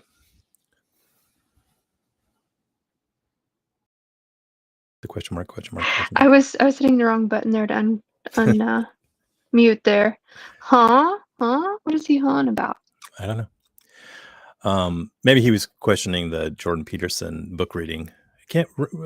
What's the book he wrote? It was called. It's not in its 12 Rules for Life book. It's in the other book. Can you name any of the 12 Jordan Peterson's 12 Rules for Life, Pantha? No, absolutely can't. All right. I'll tell you one. Clean up your room. That's one of the rules for life. That was a very good impression. Was it? I used to be able to do a very good Kermit the Frog. So I think, even though I'm terrible at imitations, I think I could probably do Jordan Peterson if I worked at it. Another Jordan Peterson room is, don't bother kids while they're skateboarding. So he's got a whole thing about that. And famously, pet a cat was the rule. I want to hear you do the Jordan Peterson, the full rules in that voice now. Maybe next stream I'll work on it, because I have to Terminal's voice act. Yeah, I should hire Turtle Time to help me get my Jordan Peterson voice, perfect. So I think you've already mastered it. I'm highly amused. I used to do Kermit the Frog. Let me Let me grab a book here and I'll read. Oh, there was a book here that had a cool. Oh, this is a book that I've been meaning to read. I always start this book too. Is Opera Camus, The Plague. The back of this book says, I don't want to read like Hermit Frog because that's going to be despairing to the literature. The Plague is a gripping tale of unrelieved horror of survivor and resilience and the ways in which humankind confronts death. The Plague is at once a masterfully crafted novel, eloquently understated and epic in scope, and a parable of ageless moral resonance, profoundly relevant to our times. In Oran, a coastal town in North Africa, the plague begins as a series of portents unheeded by the people. It gradually becomes an omnipresent reality, obliterating all traces of the past and driving its victims to almost unearthly extremes of suffering, madness, and compassion. So this book has been sitting on my shelf for a long time. And then like when COVID hit, I was like, oh, I really should read this book and see if there's some takeaway I could, sound erudite, as Toasted Zergling says. Pet a cat suddenly means something different. Oh, yeah, that's, but again, this is a kid's show, man. You can't bring up that kind of gross stuff. I'm surprised Terminal Mode even did that. That was inappropriate. I'm just kidding. You didn't have to redact that.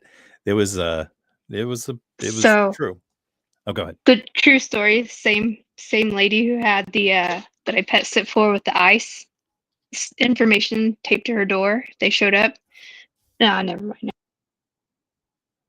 Are you retracting your story? It has something to do with a large crystal. And she's kind of into woo and self-care. Oh, okay. I see. Fascinating. It was just kind of out there. It was just, on the bookshelf where everyone could see. Interesting. So as far as like the ice thing goes, I think I might have mentioned this either last week or the previous week, that there's a house 3 houses down from me where they were operating like a landscaping service and a maid service. And then as soon as Trump came into office, like they just vacated the house so quickly that they left a piano out on the curb. And Terminella, my daughter, and she insisted that we haul this piano back to our house. So we've got a free piano in the backyard. So you're just leaving it out in the backyard? Our house is very small. We don't really have room for the piano inside. So right now it's in the patio. It's covered, but I think they had it out on their porch. So it's not in the greatest shape, but it's like a vintage, like Kimball piano. It's a pretty nice piano and we're thinking about refinishing it. So my voice acting Toasted Zergling says, and clean your room. Bloody bucko. Let's see, I can't. I'm going to have to practice. I'll practice and then maybe I can do Jordan Peterson. Maybe there's a book that I could read. No, I'm not going to do it. No way I can do it. Anywho. So I think the more you think about it, the less you want to do it. Well, I had intended last week to change TERMCAST into the Joe Rogan podcast. I wanted to do graphics and have it be the Joe Rogan of the left experience.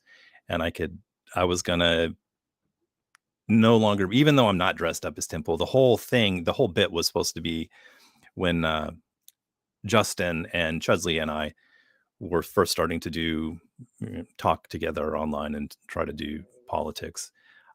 I decided that I was going to be Tim Pool and I would just wear a beanie. And I actually bought the shirt that he wears commonly. And I was going to I wanted to make fun of him by doing a show in which I was Tim Pool, but I was erudite, as Toasted Zergling says.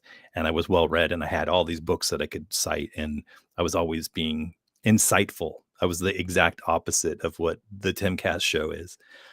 But I've fallen further and further away from that. And then this week I was going to do Joe Rogan. I was going to shave my entire head. I've got a luxurious head of hair, by the way, and I was going to shave it all off and shave my sideburns. And I was going to do a Joe Rogan, but I chickened out. I couldn't do it. It would have been especially bad if. Did you chicken out? Or I thought you got threatened with not getting laid. Well, there was that too. Incubator said that I needed to stop dressing up and pretending to be unfuckable men, or else I was going to be in trouble. So apparently, Joe Rogan and Tim Pool are, even with all their money and wealth, she's not willing to hook up with them. She'd rather hook up with a poor loser who has a robot. That's right, but you have a cool robot, even though you're a big loser. How does she feel about Duff from Ace of Cakes? About what? Duff from Ace of Cakes. Yeah, that's funny because her mom's like, he does look like two people independently said that I was Duff from Ace of Cakes. So Incubator's mom also said that I was Duff. I don't know. Is he still around, that guy? Does he still have a show? You know, I have no idea. I haven't watched TV in forever. Yeah, me too. I bet he's still bald, though. Yeah, probably. Thomas says, if you can do a perfect Kermit, you can already do a perfect Dory. Yeah, I can, but I'd probably be nervous to even do my Kermit the Frog. Kermit the Frog. There we go. So that's how my Kermit the Frog sounds. That's all I can say is Kermit the Frog. If you can do a perfect Kermit, you can already do a perfect Geordie. So, none superior, Swole Hogan.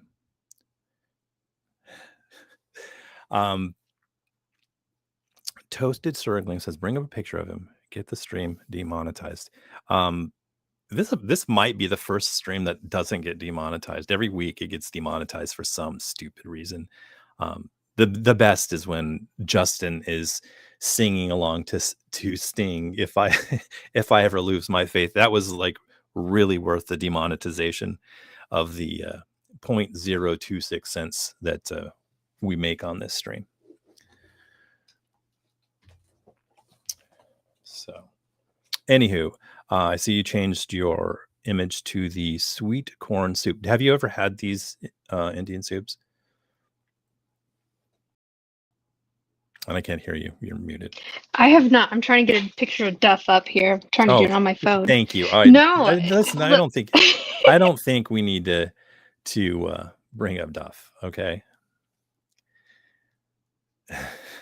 Thomas with the Ace of Cakes. All that she wants is another fudge round. Yes.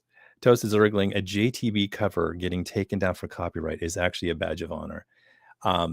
Yeah. The first time, I think he got his thank you. Thank you. That's a modern Duff. Look, he's even gray like you now. Yeah. I don't know. His head is way more egg-shaped. I'm not going to reveal my head, but his head looks very egg-shaped. And his ears are different than mine. Look, my ears are very Look at his glasses. I don't. It's ugh. Toasted Zergling is saying that you're a pro for pulling this up. So thanks. You want to go back to talking about the soup that I have never tried? Well, you mentioned Japanese curry, which I've never heard of. Japanese curry is delicious. Uh-oh. Justin says he edits Duff videos for work. So maybe you could edit in me and then it will be seamless because people will be like, that I see no difference. You should totally start face swapping like he does with you and Elon, with him and Duff. I have this face swap software I use right now. I think it's called Face Fusion. It's pretty good, but it's old. There's like newer software right now. It allows you to do webcam real-time face swapping, but because it's so CPU intensive, I wouldn't be able to do it to any degree. But I did the Joe Rogan thing, and it looks pretty convincing. But I do have to shave out this, so I could do a live face swap, but it also would probably bring the entire stream to a standstill. Turtle Time is wishing Iffy a happy Sunday. So Justin is working. He's got new assignments being given. So we're going to have to, in addition to paying my subscription services, eventually we'd like to grow this show to the point where we can hire Justin to come back and let him quit his job. But we're a long way from that. We're a long ways away. Digby's really going to have to step up his game. What do you mean by that? Yeah. So, and Panther's also going to have to get some better suit pictures if we're going to really cash in on this show. I'll try to get a few more. I usually go every other Friday to the Apna Bazaar. They have very interesting products there. I'm going to share something here. Let's see here. We're going to share. Got to put it back. Where is it? Okay, I'm going to get it. Share this. So I'm on the Justin T. It's Brown. me, Rape and La Migra. Let's see. When I don't want after some serious consideration. You're kidding. Okay, we're going to go to the If Only channel here. Oh, wait, he fixed it. No, he didn't. So right here. So if you guys want to join the If Only Patreon, it's right here. And you can click it, and there it is. Look at this. I'd love this picture. Let's see if we can zoom in here. I don't know. Is this Justin?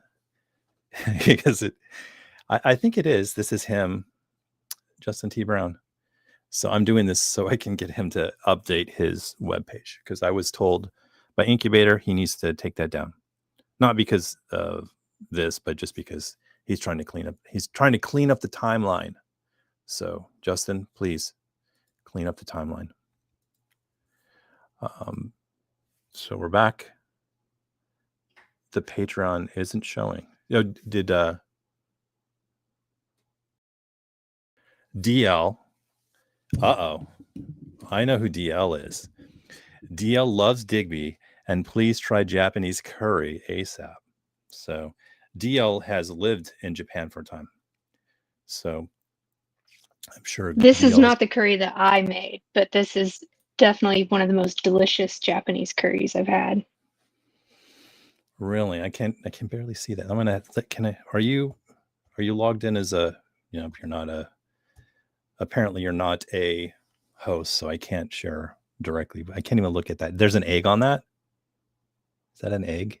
I can't tell. And you're muted again. Yeah, there is an egg on there. There's a fried egg on top of a chicken katsu cutlet on top of rice with the Japanese curry there. Very international. I don't like. There's very few international places to eat where I live. I was like just surrounded by fast food, so it's a sad place where I'm at. Man, everybody in here is so worldly.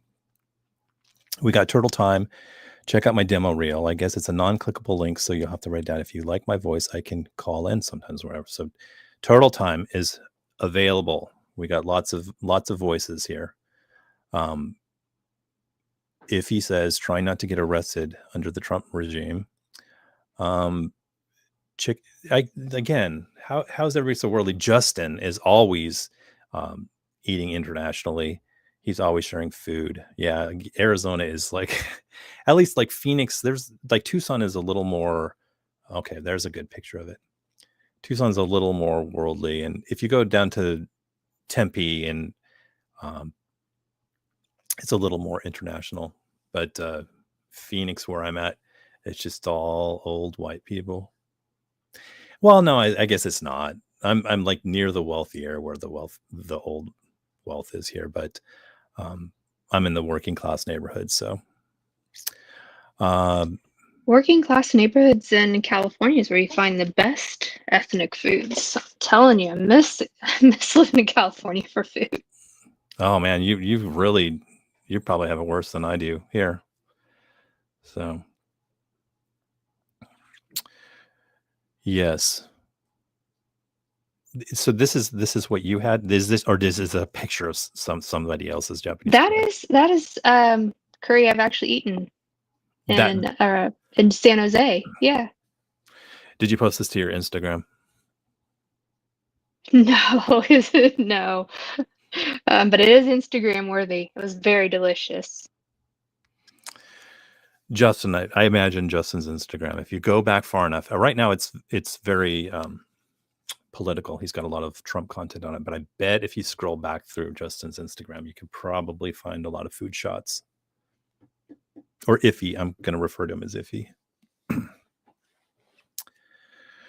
Toasted Zerling says hole in the wall places are the best. I'm like, my issue is that as a kid, I had food issues. So I'm very particular about food. As a kid, I couldn't eat food if I didn't know where it came from. Like I was always concerned about what happened in a kitchen. So I'm still scared of food.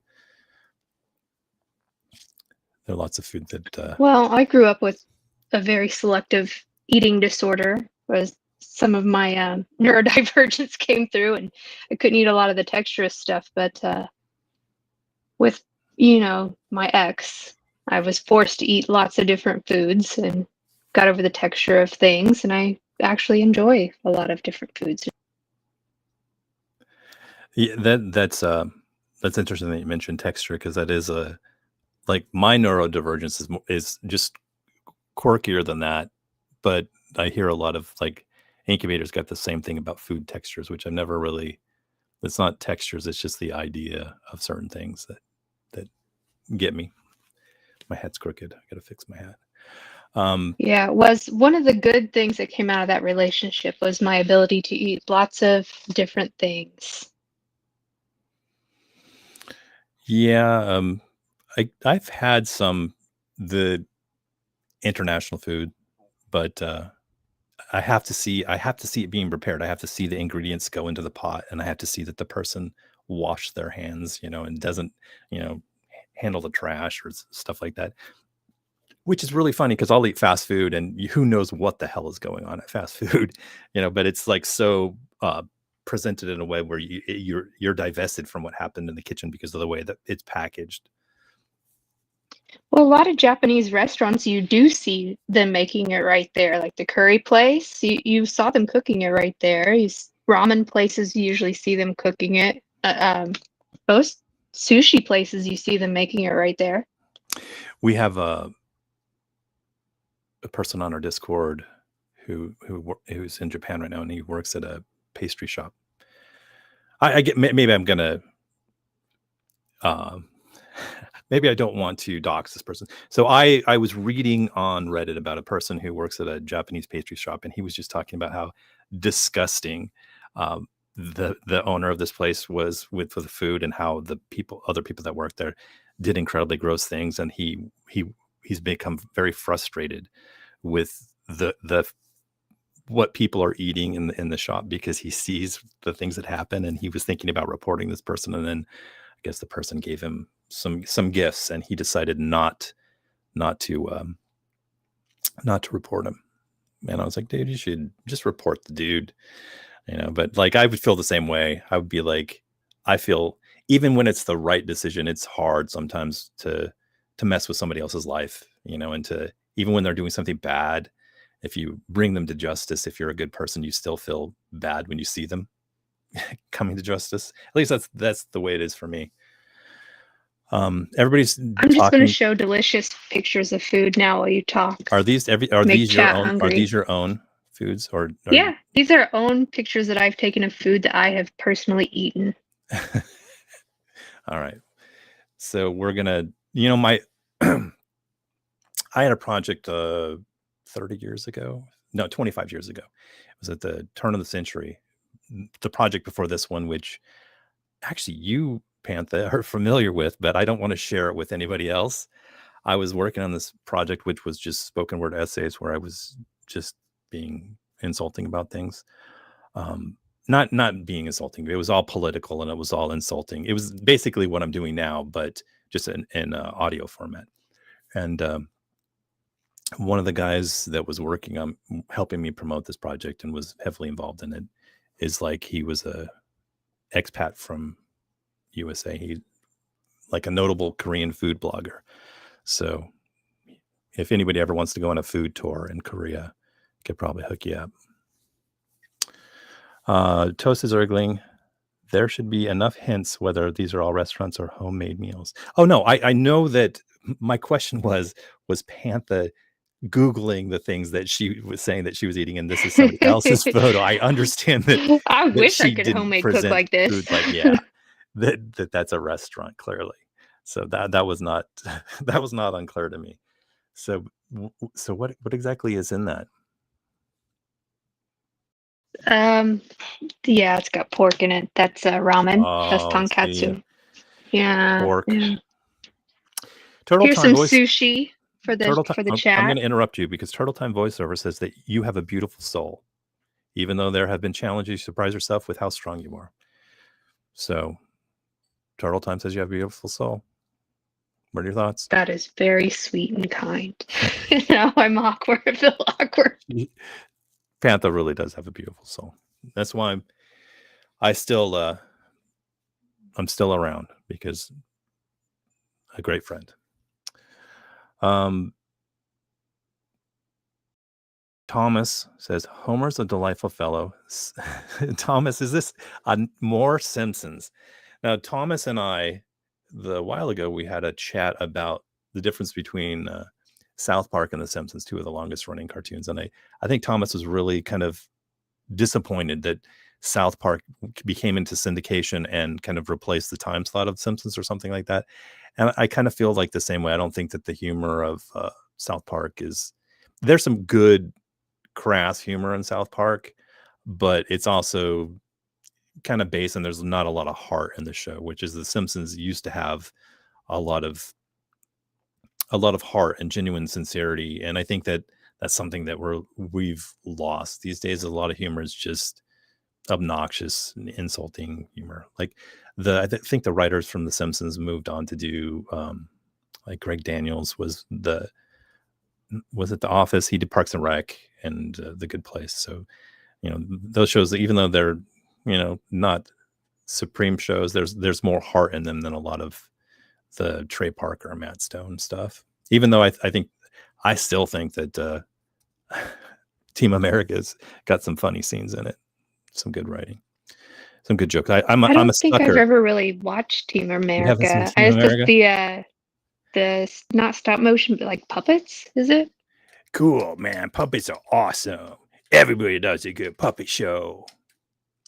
Yeah, marionettes. It was based on Thundercats, like the old British TV show that was marionettes. So, anyways, Thomas is doing full on Simpson scripts. So Thomas is like a large language model for The Simpsons. He's basically if we ever need to extract new Simpsons episodes, we probably have enough information that we can write original ones. I think what he actually wants is you to read that out loud for us. Homer, no way, man. No way am I a freaking wire. Wearing a freaking wire. Then Kent Brockman, well, would you wear this hidden camera and microphone? Homer, oh, I'll wear. Yeah, I'm not sure I've seen that one. Like your references are like top tier, so I can't. I'm like only maybe the first 10 seasons I could quote from, but after that, I'm out of it. Matt Damon, yes, from Team America. They said that they didn't even really know why they did it, but I guess they were trying to make him look stupid. And yeah, so apparently, DL says that the Thundercats are go. So I was gonna share a song that had that sample in it. Beat This by Bomb to Bass has a Thundercats sample in it. The theme song for Team America. Yes. People still quote that song. What was I going to say? There was something about you, Panther. Toasted Zergling is Something about me. Toasted Zergling also a huge Simpsons quoter. Like he's even got a repository of Simpsons songs that he sings. He's got a cover of what is it? I wonder if we should play Toasted Zergling's I don't even know where to find it. If he wants to share it, I'll play his cover of what is it? Dr. Zaius. He does a cover of Dr. Zaius. Just for chat, there's some actual food that I have made. Wow. So there you go. If you would have put the paper sleeves of the wait, that's just like, that's real Indiana food, isn't it? Yeah, that's some Midwest food there for you. Yeah.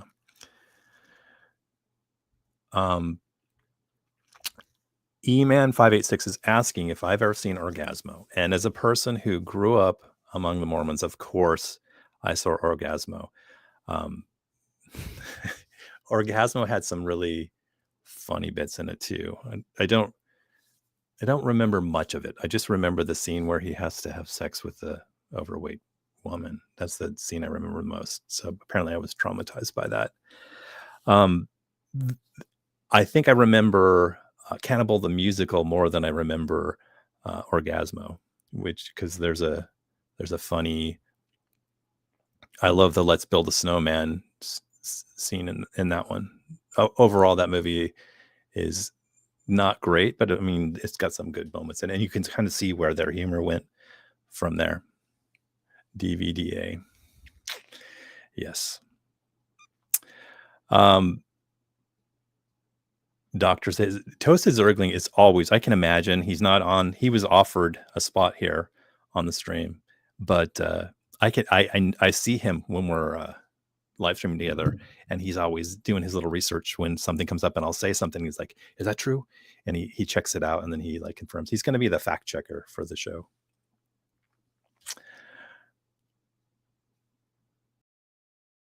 He should totally be on here talking to you. I want to hear his shit, I can't even speak today. I gave everybody an invite today on the Terminal Mode Discord. You said it was right. You were complaining about the lack of regularity in the streams, which I'm trying to rectify. Even without the regular co-host, I'm going to try to set up at least one, either Saturday or Sunday, and try to have it be regular, and we can all show up here. And I'm going to try to be better at having material prepared. This week was not good for me. I've been working out in the garage. I'm supposed to clean up some stuff in the garage, and also I've been playing way too much Potato. I'm just so addicted to this game, and I play it like like the worst way possible. I'm playing it on the hardest difficulty, and I pick the hardest character, and I'm trying to do the hardest thing, and I refuse to do any of the easy like accomplishments. It seems like a shallow victory for me. Like, I like to do the hardest thing possible. I won't even. It has Brotato has a way you can make it so if you don't complete a wave, you can restart that wave, so you don't have to start the whole game over, which kind of defeats the purpose of these type of games. I don't even turn that on. I've been playing way too much Brotato, and that's probably why the stream has suffered this week. But I would highly recommend the game Brotato to everyone. It's, in my estimation, one of the best video games ever. What are your thoughts? Yes, I can hear you.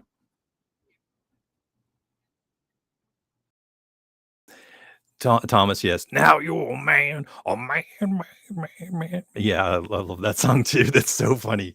I think Trey is the one that writes the songs. He's the one with the musical background, and he's really amazing in that regard. It's incredible. Even though like I'm not a fan of musicals and whatnot, I love his mockery of it.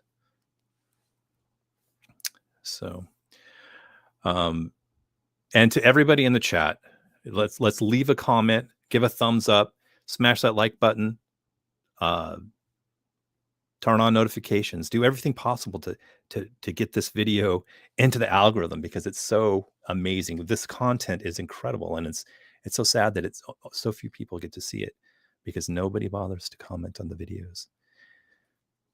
That's right, everybody. Leave a comment. Talk about how cool I am. Wait, is this Snowman? Yeah, was a snowman. See, now this totally evokes the Simpsons reference to me. The episode where Bart steals the video game from the Try and Save, and then the family's out front making the snowman, and then Bart missed out, and then Marge is like, "There's still some snow on the radiator," and he goes out there, and it's all the grimy. He has to make the snowman out of the slime. I love that scene. Oh Some my God, kid made this outside my house during the big snow 2 weeks ago, and that was the remnants of it. that's cute. That's cute. I like it. A Human is here. I missed you last week. I don't think I saw you last week, and I missed you today. So it's good to see you, A Human. A Human and I had talked about doing some game streams, and since I'm a huge Brotato fan, A Human wanted to play Deep Rock Galactic, which is something that I've been meaning to get around. And I watched A Human play a little bit. I'm like, man, if I'm on somebody's team, I'm just gonna hold you back. So I feel bad. Like I feel bad playing games with people where I'm like going to make the game worse for them. Who's the streamer that did the YouTuber who did the video The Line Goes Up about cryptocurrency? He has an entire video about why it's rude to suck at Warcraft, and he talks about how he was playing Warcraft, and I guess he was on a role play. There was a character who was role playing, and they were trying to do a raid, and this character insisted on wearing certain boots that had no stats that were causing the raid to fail. And so he has this entire video about that, and I feel like I'm that guy now. I feel like the guy. I'm not necessarily wearing the boots because I think they look cool. I just literally have those boots that make me suck these days. If Brotato, one of the reasons why Brotato has totally inspired me is because as you get older, your reflexes slow down. But Brotato requires you to have lots of dexterity and reflexes, but it's also very forgiving in that if you work the item synergies, you can create a character in which you don't have to have that much dexterity. So that's one of the things that I find incredible about the game is it's very hard and unforgiving in certain ways, but it's very, very forgiving in terms of like the gameplay. It's just so flexible. It was on sale for $5. That's why I bought it. I had it. It was free on Epic Games, and I kind of cleared it out there, but I decided that I wanted it on Steam so I could play it elsewhere. So I bought it again. It was that good. I think it's the only game I bought twice. No, I bought once. I owned it already and then bought it. So anyways, this is the most compelling part of the show where I rant about my Brotato fixation. It's like the second or third one in a row. I just like there are things like for me as a person with kind of OCD and ADHD, I can get on something and just talk about it forever. Like Breakfast of Champions, Kurt Vonnegut is up there, and Brotato is now. I'm elevating Brotato to that level of art where it's of Breakfast of Champions quality. I think I played it a little bit, inspired by hearing Term talk about it. So. Brian, I'm going to tell you this, that I see that walrus character every time, and I'm like, oh, there's that walrus. I'm going to get it. And I intentionally will put my Brotato at risk to get that walrus, even though I feel like I should let him live. So, yeah, I think, that's what I was thinking is that we should try to do some kind of Twitch stream or something, and maybe we can broaden out what we do and maybe make it more enjoyable than me just sitting here and ranting. If we had some background stuff, somebody could just play a game while we talk. Like we could just have somebody doing something like that, and we can use as a background rather than having a picture of snow. I was going to try to do that just now with Slither, but it won't let me join a second connection to your thing from the same Slither.io. Yes, I did buy the DLC, and I had to beat the game again without turning on the DLC. That's how compulsive I am. I turned off the DLC and unlocked all the characters, and then Pantha's not a low-key gamer. Pantha is a real gamer. She's like legitimate. So yeah, not anymore. My reflexes are going too. Yeah, but still, you're a gamer. Like I think like the term I think is used very loosely. I don't like people who say that they play first-person shooters. I don't consider them gamers. I consider them playing like murder simulators. I don't think that Call of Duty is a video game. It's just a simulation of you shooting people like Brotato is legitimately a video game in the classic sense of it. But a lot of these other things where it's just like you running around with a gun, I don't consider that a video game. I know that's kind of elitist of me to say, but I think it's true. I think that first person shooters have like ruined video games. Anywho. That is very elitist of you. I agree. You agree, or you agree that it was elitist, or you agree that first person shooters are not video games? No, I think you're very elitist for that. I wish I was good at first person shooters. I totally am. Even, you know, when Doom came out, I played a little bit of Doom, but I never really got into it. But I did play like all of the variations of Doom, like Rise of the Triad and Hexen and all of these other games. And I did get into them, but I was always more into the multiplayer aspect of playing a game with friends. I wasn't really into murdering friends. That was never seemed to be all that fun. That's why like MMORPGs were fun, because you're playing on a team rather than just, I guess that's the same thing for Call of Duty. So I'm just being a bigot here. So you're just not good at aiming. I don't know if that's true. I mean, because I don't play with a joypad. I play with a mouse and ASDF or whatever, you know. So I think I'm probably fine at aiming. Anywho, if I get a new PC, I'm definitely going to get Forza again. See, that's another thing. I can't believe you like racing games. Like I don't think I've ever enjoyed a racing game. Maybe Mario Kart. So thank you, Turtle Time, for hanging out with us. And thanks for saying kind things about Pantha. She needed that. So, and you have a good week too. Love you. Anywho, we were talking Forza. I can't believe you play Forza. We should get you one of those like kits where you've got the full 3 monitors in front of you, and then you got the steering. I'm going to buy you a racing seat, and you're going to have to stream from your racing seat. Have you ever seen T-Pain stream from his Forza racing seat? No, but the fact that you have is making me laugh. So I've seen a lot of T-Pain playing Forza on his racing setup. Thank you for joining us. I'm so happy to see you here, and I'm sorry if we bored you with some of our goofiness, but it was good to have you here, DL. DL is a lifelong friend. I've known DL longer than I've known you, Pantha. So like since we were like 6 years old. So actually, that's like probably the first time. I mean, I don't know if you and I constitute real life friends. Are we real life friends, or are we virtual friends? Well, we've met in person once, but I just before I forget, I just noticed that DL has a guinea pig. PFP. Oh yeah, DL. So you both know my love of guinea pigs, and also I'm bringing up guinea pigs in my next video, which I'm hoping to get done this week. So guinea pigs will be prominently featured in one of my videos. I believe so. So yeah, DL has a cute little guinea pig. We talked about him before. So I miss the days of you pet sitting for guinea pigs. Anyways, I was just freaking trying to find a picture of those little guinea pigs. They were so cute. I was asking, so does like meeting, have we like, has it been once or twice? I don't remember. Once, and the same visit before and after I was camping. Okay. So, but does that like, I'm curious of how you define real life friends. So are we real life friends since we've met? And does that all you have to do is just meet somebody and they're a real life friend?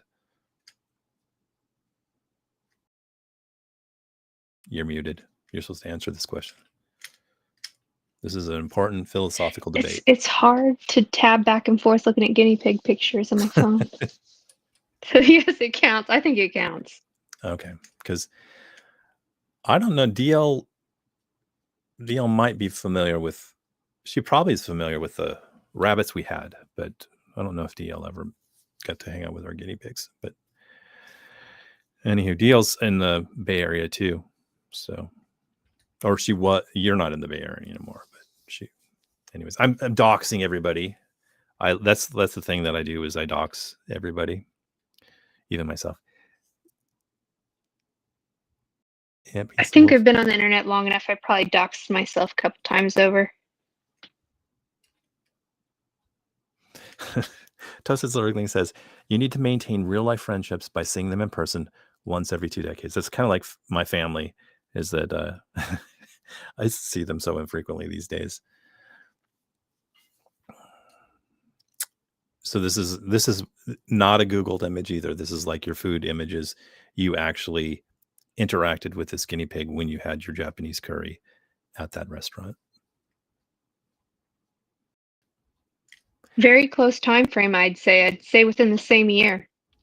This guinea pig does look like it's wearing a little cotton, like a what was the harpy seal? Is it a harpy seal? What were the seals that they clubbed to death and then make them into little jackets? Do you remember those white seals? This is very up Toasted Zergling's line of interest is aquatic mammals. Not that guinea pigs are aquatic mammals, but so I had a guinea pig. What are the Abyssinians with the long hair? Is that what they are? Long brown hair, and she looked like a little wig, and her name was Toupee. So harp seals. I called them harpy seals.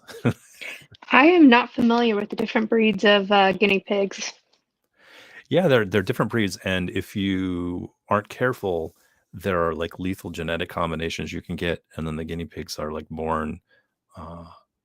They're born white with pink eyes, and they're called lethal, and they will die like within a few weeks because they just are so messed up. The siren songs, yeah, harpies. That's where I was thinking. Guinea pigs, I know, were originally bred as food when they were domesticated. I wonder how one tastes. We've talked about that before. I wonder like if you can go to a Peruvian restaurant, and I talk about how uninternational I am, but I have been to a Peruvian restaurant, and I wanted to know if they served guinea pig there, but they didn't. I wonder like there are like rules about that, because I imagine there'd be outcry if they found out that you were serving guinea pig in America. Don't you think? This is peak live stream when we're talking about eating guinea pigs. So this is that's going kind to of be my interest, though. I'm going to Google that right now. Guinea pig. I bet the Bay Area you could get it.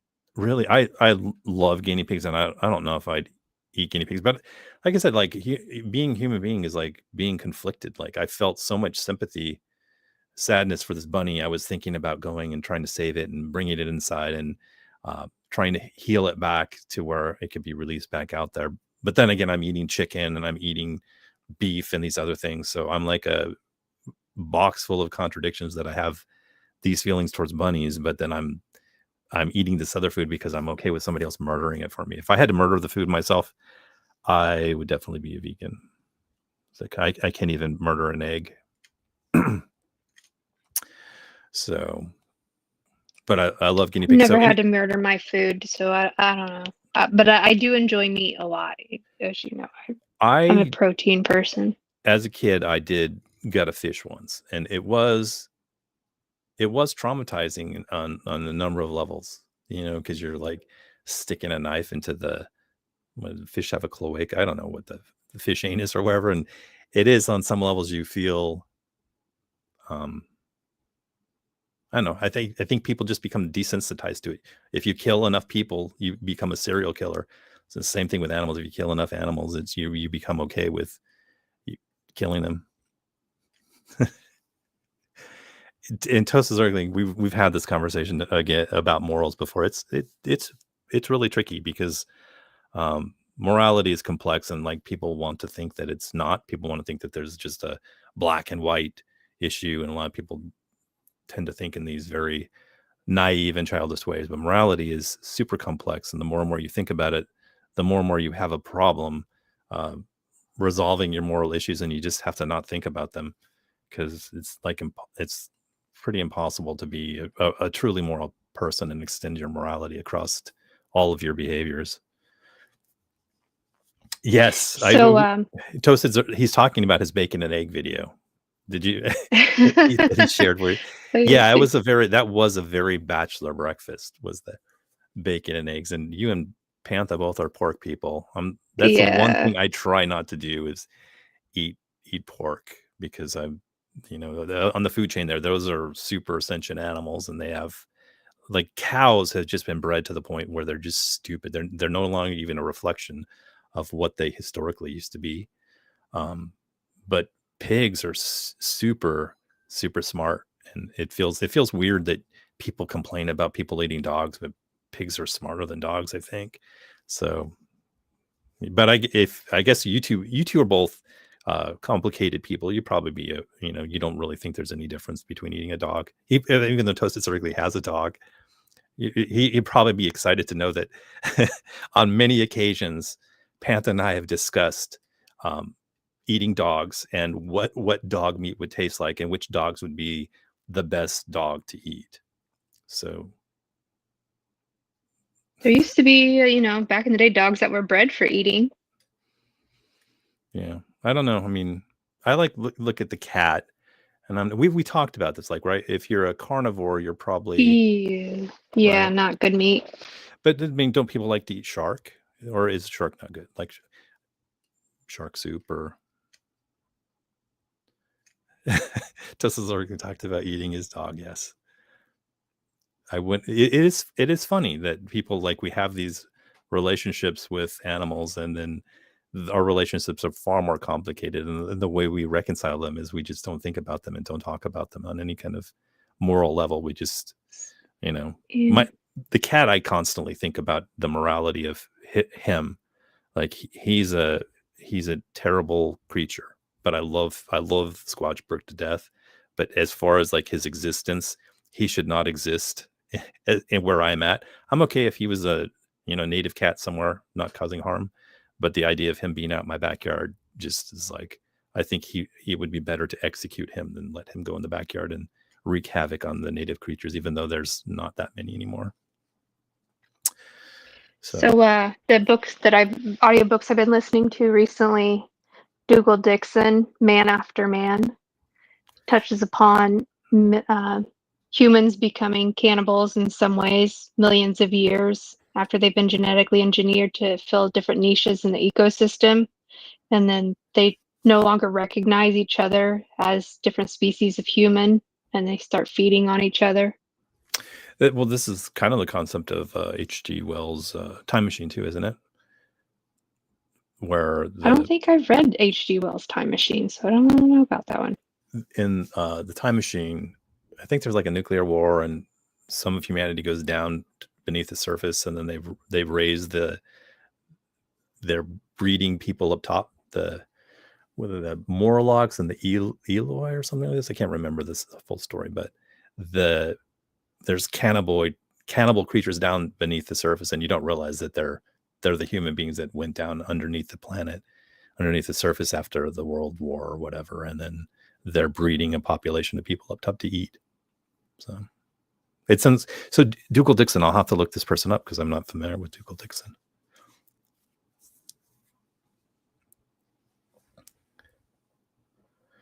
Toasted Circling is saying, like, Moo Ding looks so cute, but I know so many people that literally want to eat her and make hippo-shaped foods.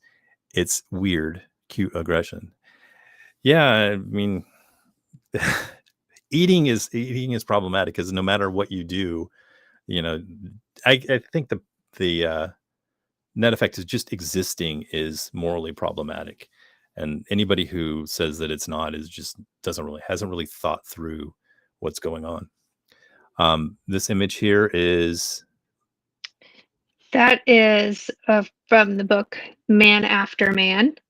Some Dougal Dixon right here for you. Is Dougal Dixon a recent author? No, he's from the 70s and 80s. Really? Actually, yeah. So why haven't I heard of this person? He is he does like anthropology. He was an anthropologist, I think, is what he was. Well, that's what I am. I'm supposed to be an No, anthropologist. he was a Scottish geologist and paleontologist. Okay. Really? I'll have to check this out. Seems interesting. But got so many books to read. And Brotato is like it's a shame because Brotato is like not productive in any way. It yields nothing other than occupying the space in my brain when I need to shut my brain down. Whereas like reading actually is thoughtful and it makes you a better person. So Brian says Civ that is coming out on the 11th, so I'm probably not going to be very productive when that comes out. what's coming out on the 11th? Civilization. Brian Civ was 7, yeah. Brian was talking about playing Civilization too. Have you ever played Frostpunk? Because I think I have like 3 copies of that one laying around. It seems like something you'd play. Never even heard of it. You haven't heard of Frostpunk? Yeah, Toasted. We should start doing streaming. The thing is that I'm not that great at talking like during some of the heavier moments, and also, like I said, I suck and I don't make good choices. But you're a good person as far as knowing synergies between things, I'm assuming. So that's what I needed, somebody to tell me, don't buy that item that doesn't work with your build. You haven't played it? I'm telling you that for whatever reason, there's a game I used to play as a kid when my dad would take me to the university. There was a arcade and it was called Time Pilot, where you just have a little ship and you spin around and you shoot things. It was kind of like a bullet hell type game. And Brotato evokes that. Brotato evokes all the classic games for me. So it's why it hits a sweet spot for me. And the tiered items and the build thing is just fascinating for me. So I could go on about that stupid game forever. And I think the more and more, it's like Thomas was talking earlier. We were talking about making jokes that only you understand, and you just keep making the joke and joke and joke, and you get no response from anybody, but you still find it very funny. So like Brotato has this element for me that I just keep wanting to bring it up, even though it's such a goofy, it seems like a goofy game, but it's a pretty deep and sophisticated game. So can you hear me? I think I lost you there for a second. I can hear you, yes. And you look absolutely beautiful. This is the best portrait of you. So this is how I remember that one too. That's a cool. Is that like the Creature from the Black Lagoon? It's another one of this from the same book. Dougal Dixon. I'll have to check it out. So, anywho, we've been streaming for a long time, haven't we? Haven't we streaming? We've 220. So, did you ever beat Brotato with the was it the mutant one that you hadn't beat it with yet? I can't believe we're talking about Brotato. I'm playing the mutant right now because I'm trying to do like a really weird build with him. I'm trying to beat mutant danger level 5, which is the hardest difficulty, and no matter what I try, I can't do it. And I don't understand why I don't want to go and play one of the easier characters and like feel good about like, having accomplished that. I refuse. I want to do this really hard thing that has been impossible for me. So I guess it's partly because I feel like playing video games is going to stave off my Alzheimer's, which is probably coming on next week, possibly the week after that. You got at least 2 months. Hopefully. So Panther's character looks like that does kind of look like a little bit like the Brotato art. I like the fact that he's got a cool little belt. Does he have a belt on? I really like this. He does. It's very old Batman and Robin almost. That illustration really works for me. There's something about it. Is it this? It's not the same illustrator that did the other one, is it? Yeah, it's It him. is. It's the same book. I like this drawing. It's cool. So, and also it kind of reminds me a little bit of how you said that when I was playing Brotato, you said that the characters look like penis heads, And then I was remembering that you said that Schwartzberg has a penis on his face. And then I was like, man, you got a lot of weird looking penises in your life if these are the things that you were thinking. So I see a lot of penises in life. So Toasted says, I haven't even unlocked all the characters because I almost only play level 5. Yeah, that's what I'm doing right now. I don't play any of these, and that's the thing is it's designed such that you actually have to beat the game with the character to on the easy level to unlock the item that maybe will help you with some of the other characters on the difficult level, and I haven't even done that. So yeah, we're gonna get demonetized because the penises. I clearly stated that this video was not for kids when we started. So, but it is for kids. That's why I'm here. I'm supposed to clean up this mess, keep those gross, disgusting human body talk out of the chat. This is supposed to be family friendly. Yes, of course, family friendly. Digby's been not wiggling around enough, I think. And you didn't call on him. You were supposed to direct me to interact more with Digby, and he's been just sitting here like a dunce. Don't call me. I really haven't. Yeah, I've been kind of distracted with not talking about politics or engaging with Digby. I apologize. No, politics has been very rough for me. That's probably why I'm playing so much potato, is because it really takes me off from fixating on that. My routine historically was I'd wake up, I'd make my coffee, and I'd read the news. And I feel like I don't want to read the news anymore. The only reason I want to read the news is if I want to, I want to keep abreast of the fact that there might be a truck coming to pick me up and, take me away. That's the only reason why I feel like I want to read the news. Other than that, it's like, it's awful and I want to avoid it. So they do, and we should get them together sometime. Maybe they should. I've been thinking about Panther needs a puppet too. I've got a bin full of puppets, and I've got a Muppet that I should bring out sometime. He's in a box up there.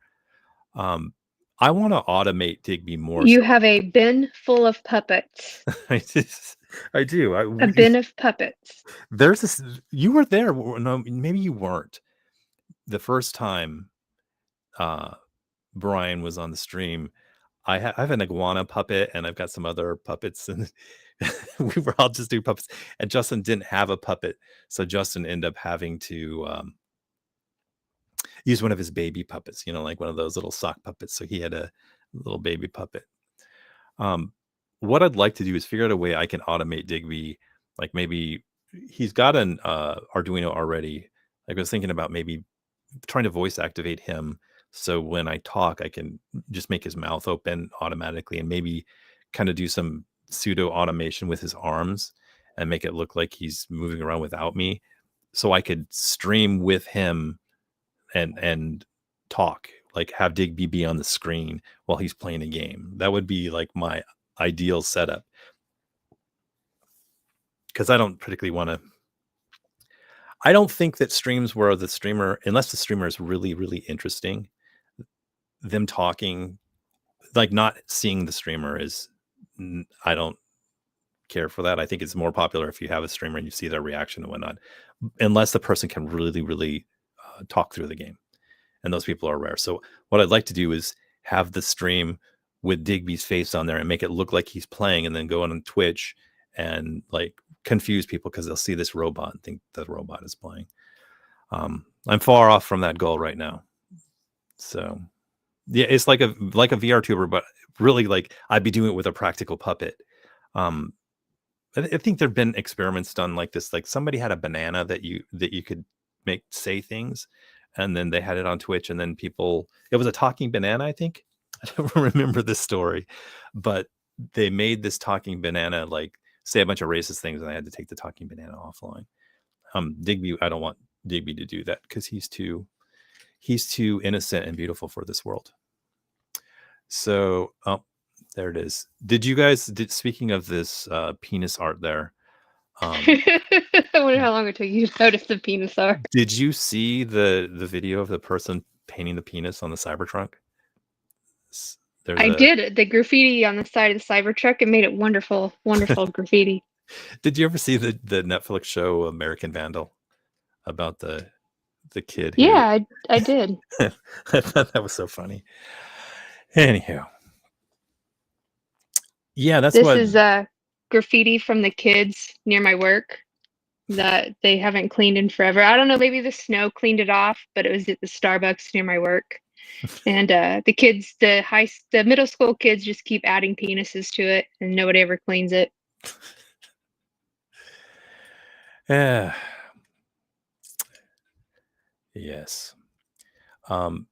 Yeah, that's what I was hoping that Digby could be more interesting to people, and I'd just throw them up on YouTube, and people are like, "What the hell is this?" But apparently, I'm either terrible at it, or people just aren't interested in anything that looks different. They just want to see, a girl with her cleavage out streaming a video game. It seems like that would really work. But a robot doing anything cool, people aren't interested. Maybe Digby needs some cleavage. What's Well, cleavage? You know that what was that YouTube channel I used to watch all the time? The Craftsman. He was a puppet Oh, guy. I love that channel. Love that channel. I've stopped watching it though. So you're muted. I love the Craftsman. He's just very, very wholesome character. Yeah. I aspire to like try to do something like that, but I'm so far away, and I'm so like not focused on things. I have all these parts in the garage that I was going to build more robots and more props, but it's like so time consuming, and the return on the effort seems like I'll never get it. Like if I built another robot, it'll just be like Digby, and then people, only my close friends will appreciate it. But I guess that's probably ideal. Like the idea that I'm making something for 1 million people to watch is not realistic and not really what I desire. I feel like a smaller, intimate group is the way to go. So, anywho, Panther, do you feel like going? Digby looks very thoughtful back there. He's over there, back there watching you. Yeah, the issue is that, oh my God, he just fell apart. Oh shit! Uh-oh, look at him. Oh my God! Oh no, his eyeball! Oh my God! Save him! He's. Oh my gosh, Digby, what happened to you? I think this might be. Oh no, this could be him. Oh no! I'm gonna have to fix him. He's messed up. Oh, the pain! Help me! So, now the robot is he's out of commission. So maybe this is a good spot to end the stream on. Thank you, everybody. Brian, thanks for hanging out. I gave you the link in the Discord. Next time you're going to feel free to pop on. Anytime you want to pop on, you can feel free to use that link. And I think it's the same every time. So you could just come in and say hello, do whatever you want. Boss can come and join us. So anytime. And I am trying, like, I realize that the historical not having a regular stream has not been conducive. So I'm going to try to keep that up. And if I can make it happen, I'll try to do it. Maybe even try to do two shows a week, like maybe do something video game related and do this. So yeah, let's set it up for the same exact time next week. And Toasted, if you want to join us, and Pantha, if you feel like joining us again, or if you feel like skipping out or whatever, that's cool. E-Man, no, I'll show up. says, you just got to yell at me sooner, so I remember what time it is in my day. I mean, like I said, I don't ever want to be a no. I want you to yell at me. That's what I feel like you and Justin are doing to me. They're like pressuring me to, like, you got to do it on your own, and like you got to grow up and be a big boy. So I'm trying to take the lead, even though I don't ever like being I like being connected to the the leader of whatever group, but I don't actually like having the spotlight be me. I hate just me being on screen, because it makes me feel like I'm trying to be self-important, which I'm not. So that's why If you want me to show up at raid time, you have to yell at me. yeah, that's what it seems like. So, and yeah, thank you, E-Man. Thanks, Toasted. Thanks everybody. Love you all, and thanks for showing up. And hopefully we can make this more and more interesting as time goes on, and make it a more fun and casual hangout. So I like being tethered to the lead. Yeah, it's curious, because like Panther might remember when we played Warcraft together, I was always, Oh yeah, support class. yeah, I never wanted to lead the raid, but I wanted to be in the group that was in charge of making those decisions. But I wanted somebody else to order people around. So that's me. Anywho, yes, peace out, everyone. See you next time, as Brian says. And thanks again, everybody. And Later. hopefully I get this new video going, and we'll have something fun to talk about next time. So, ciao.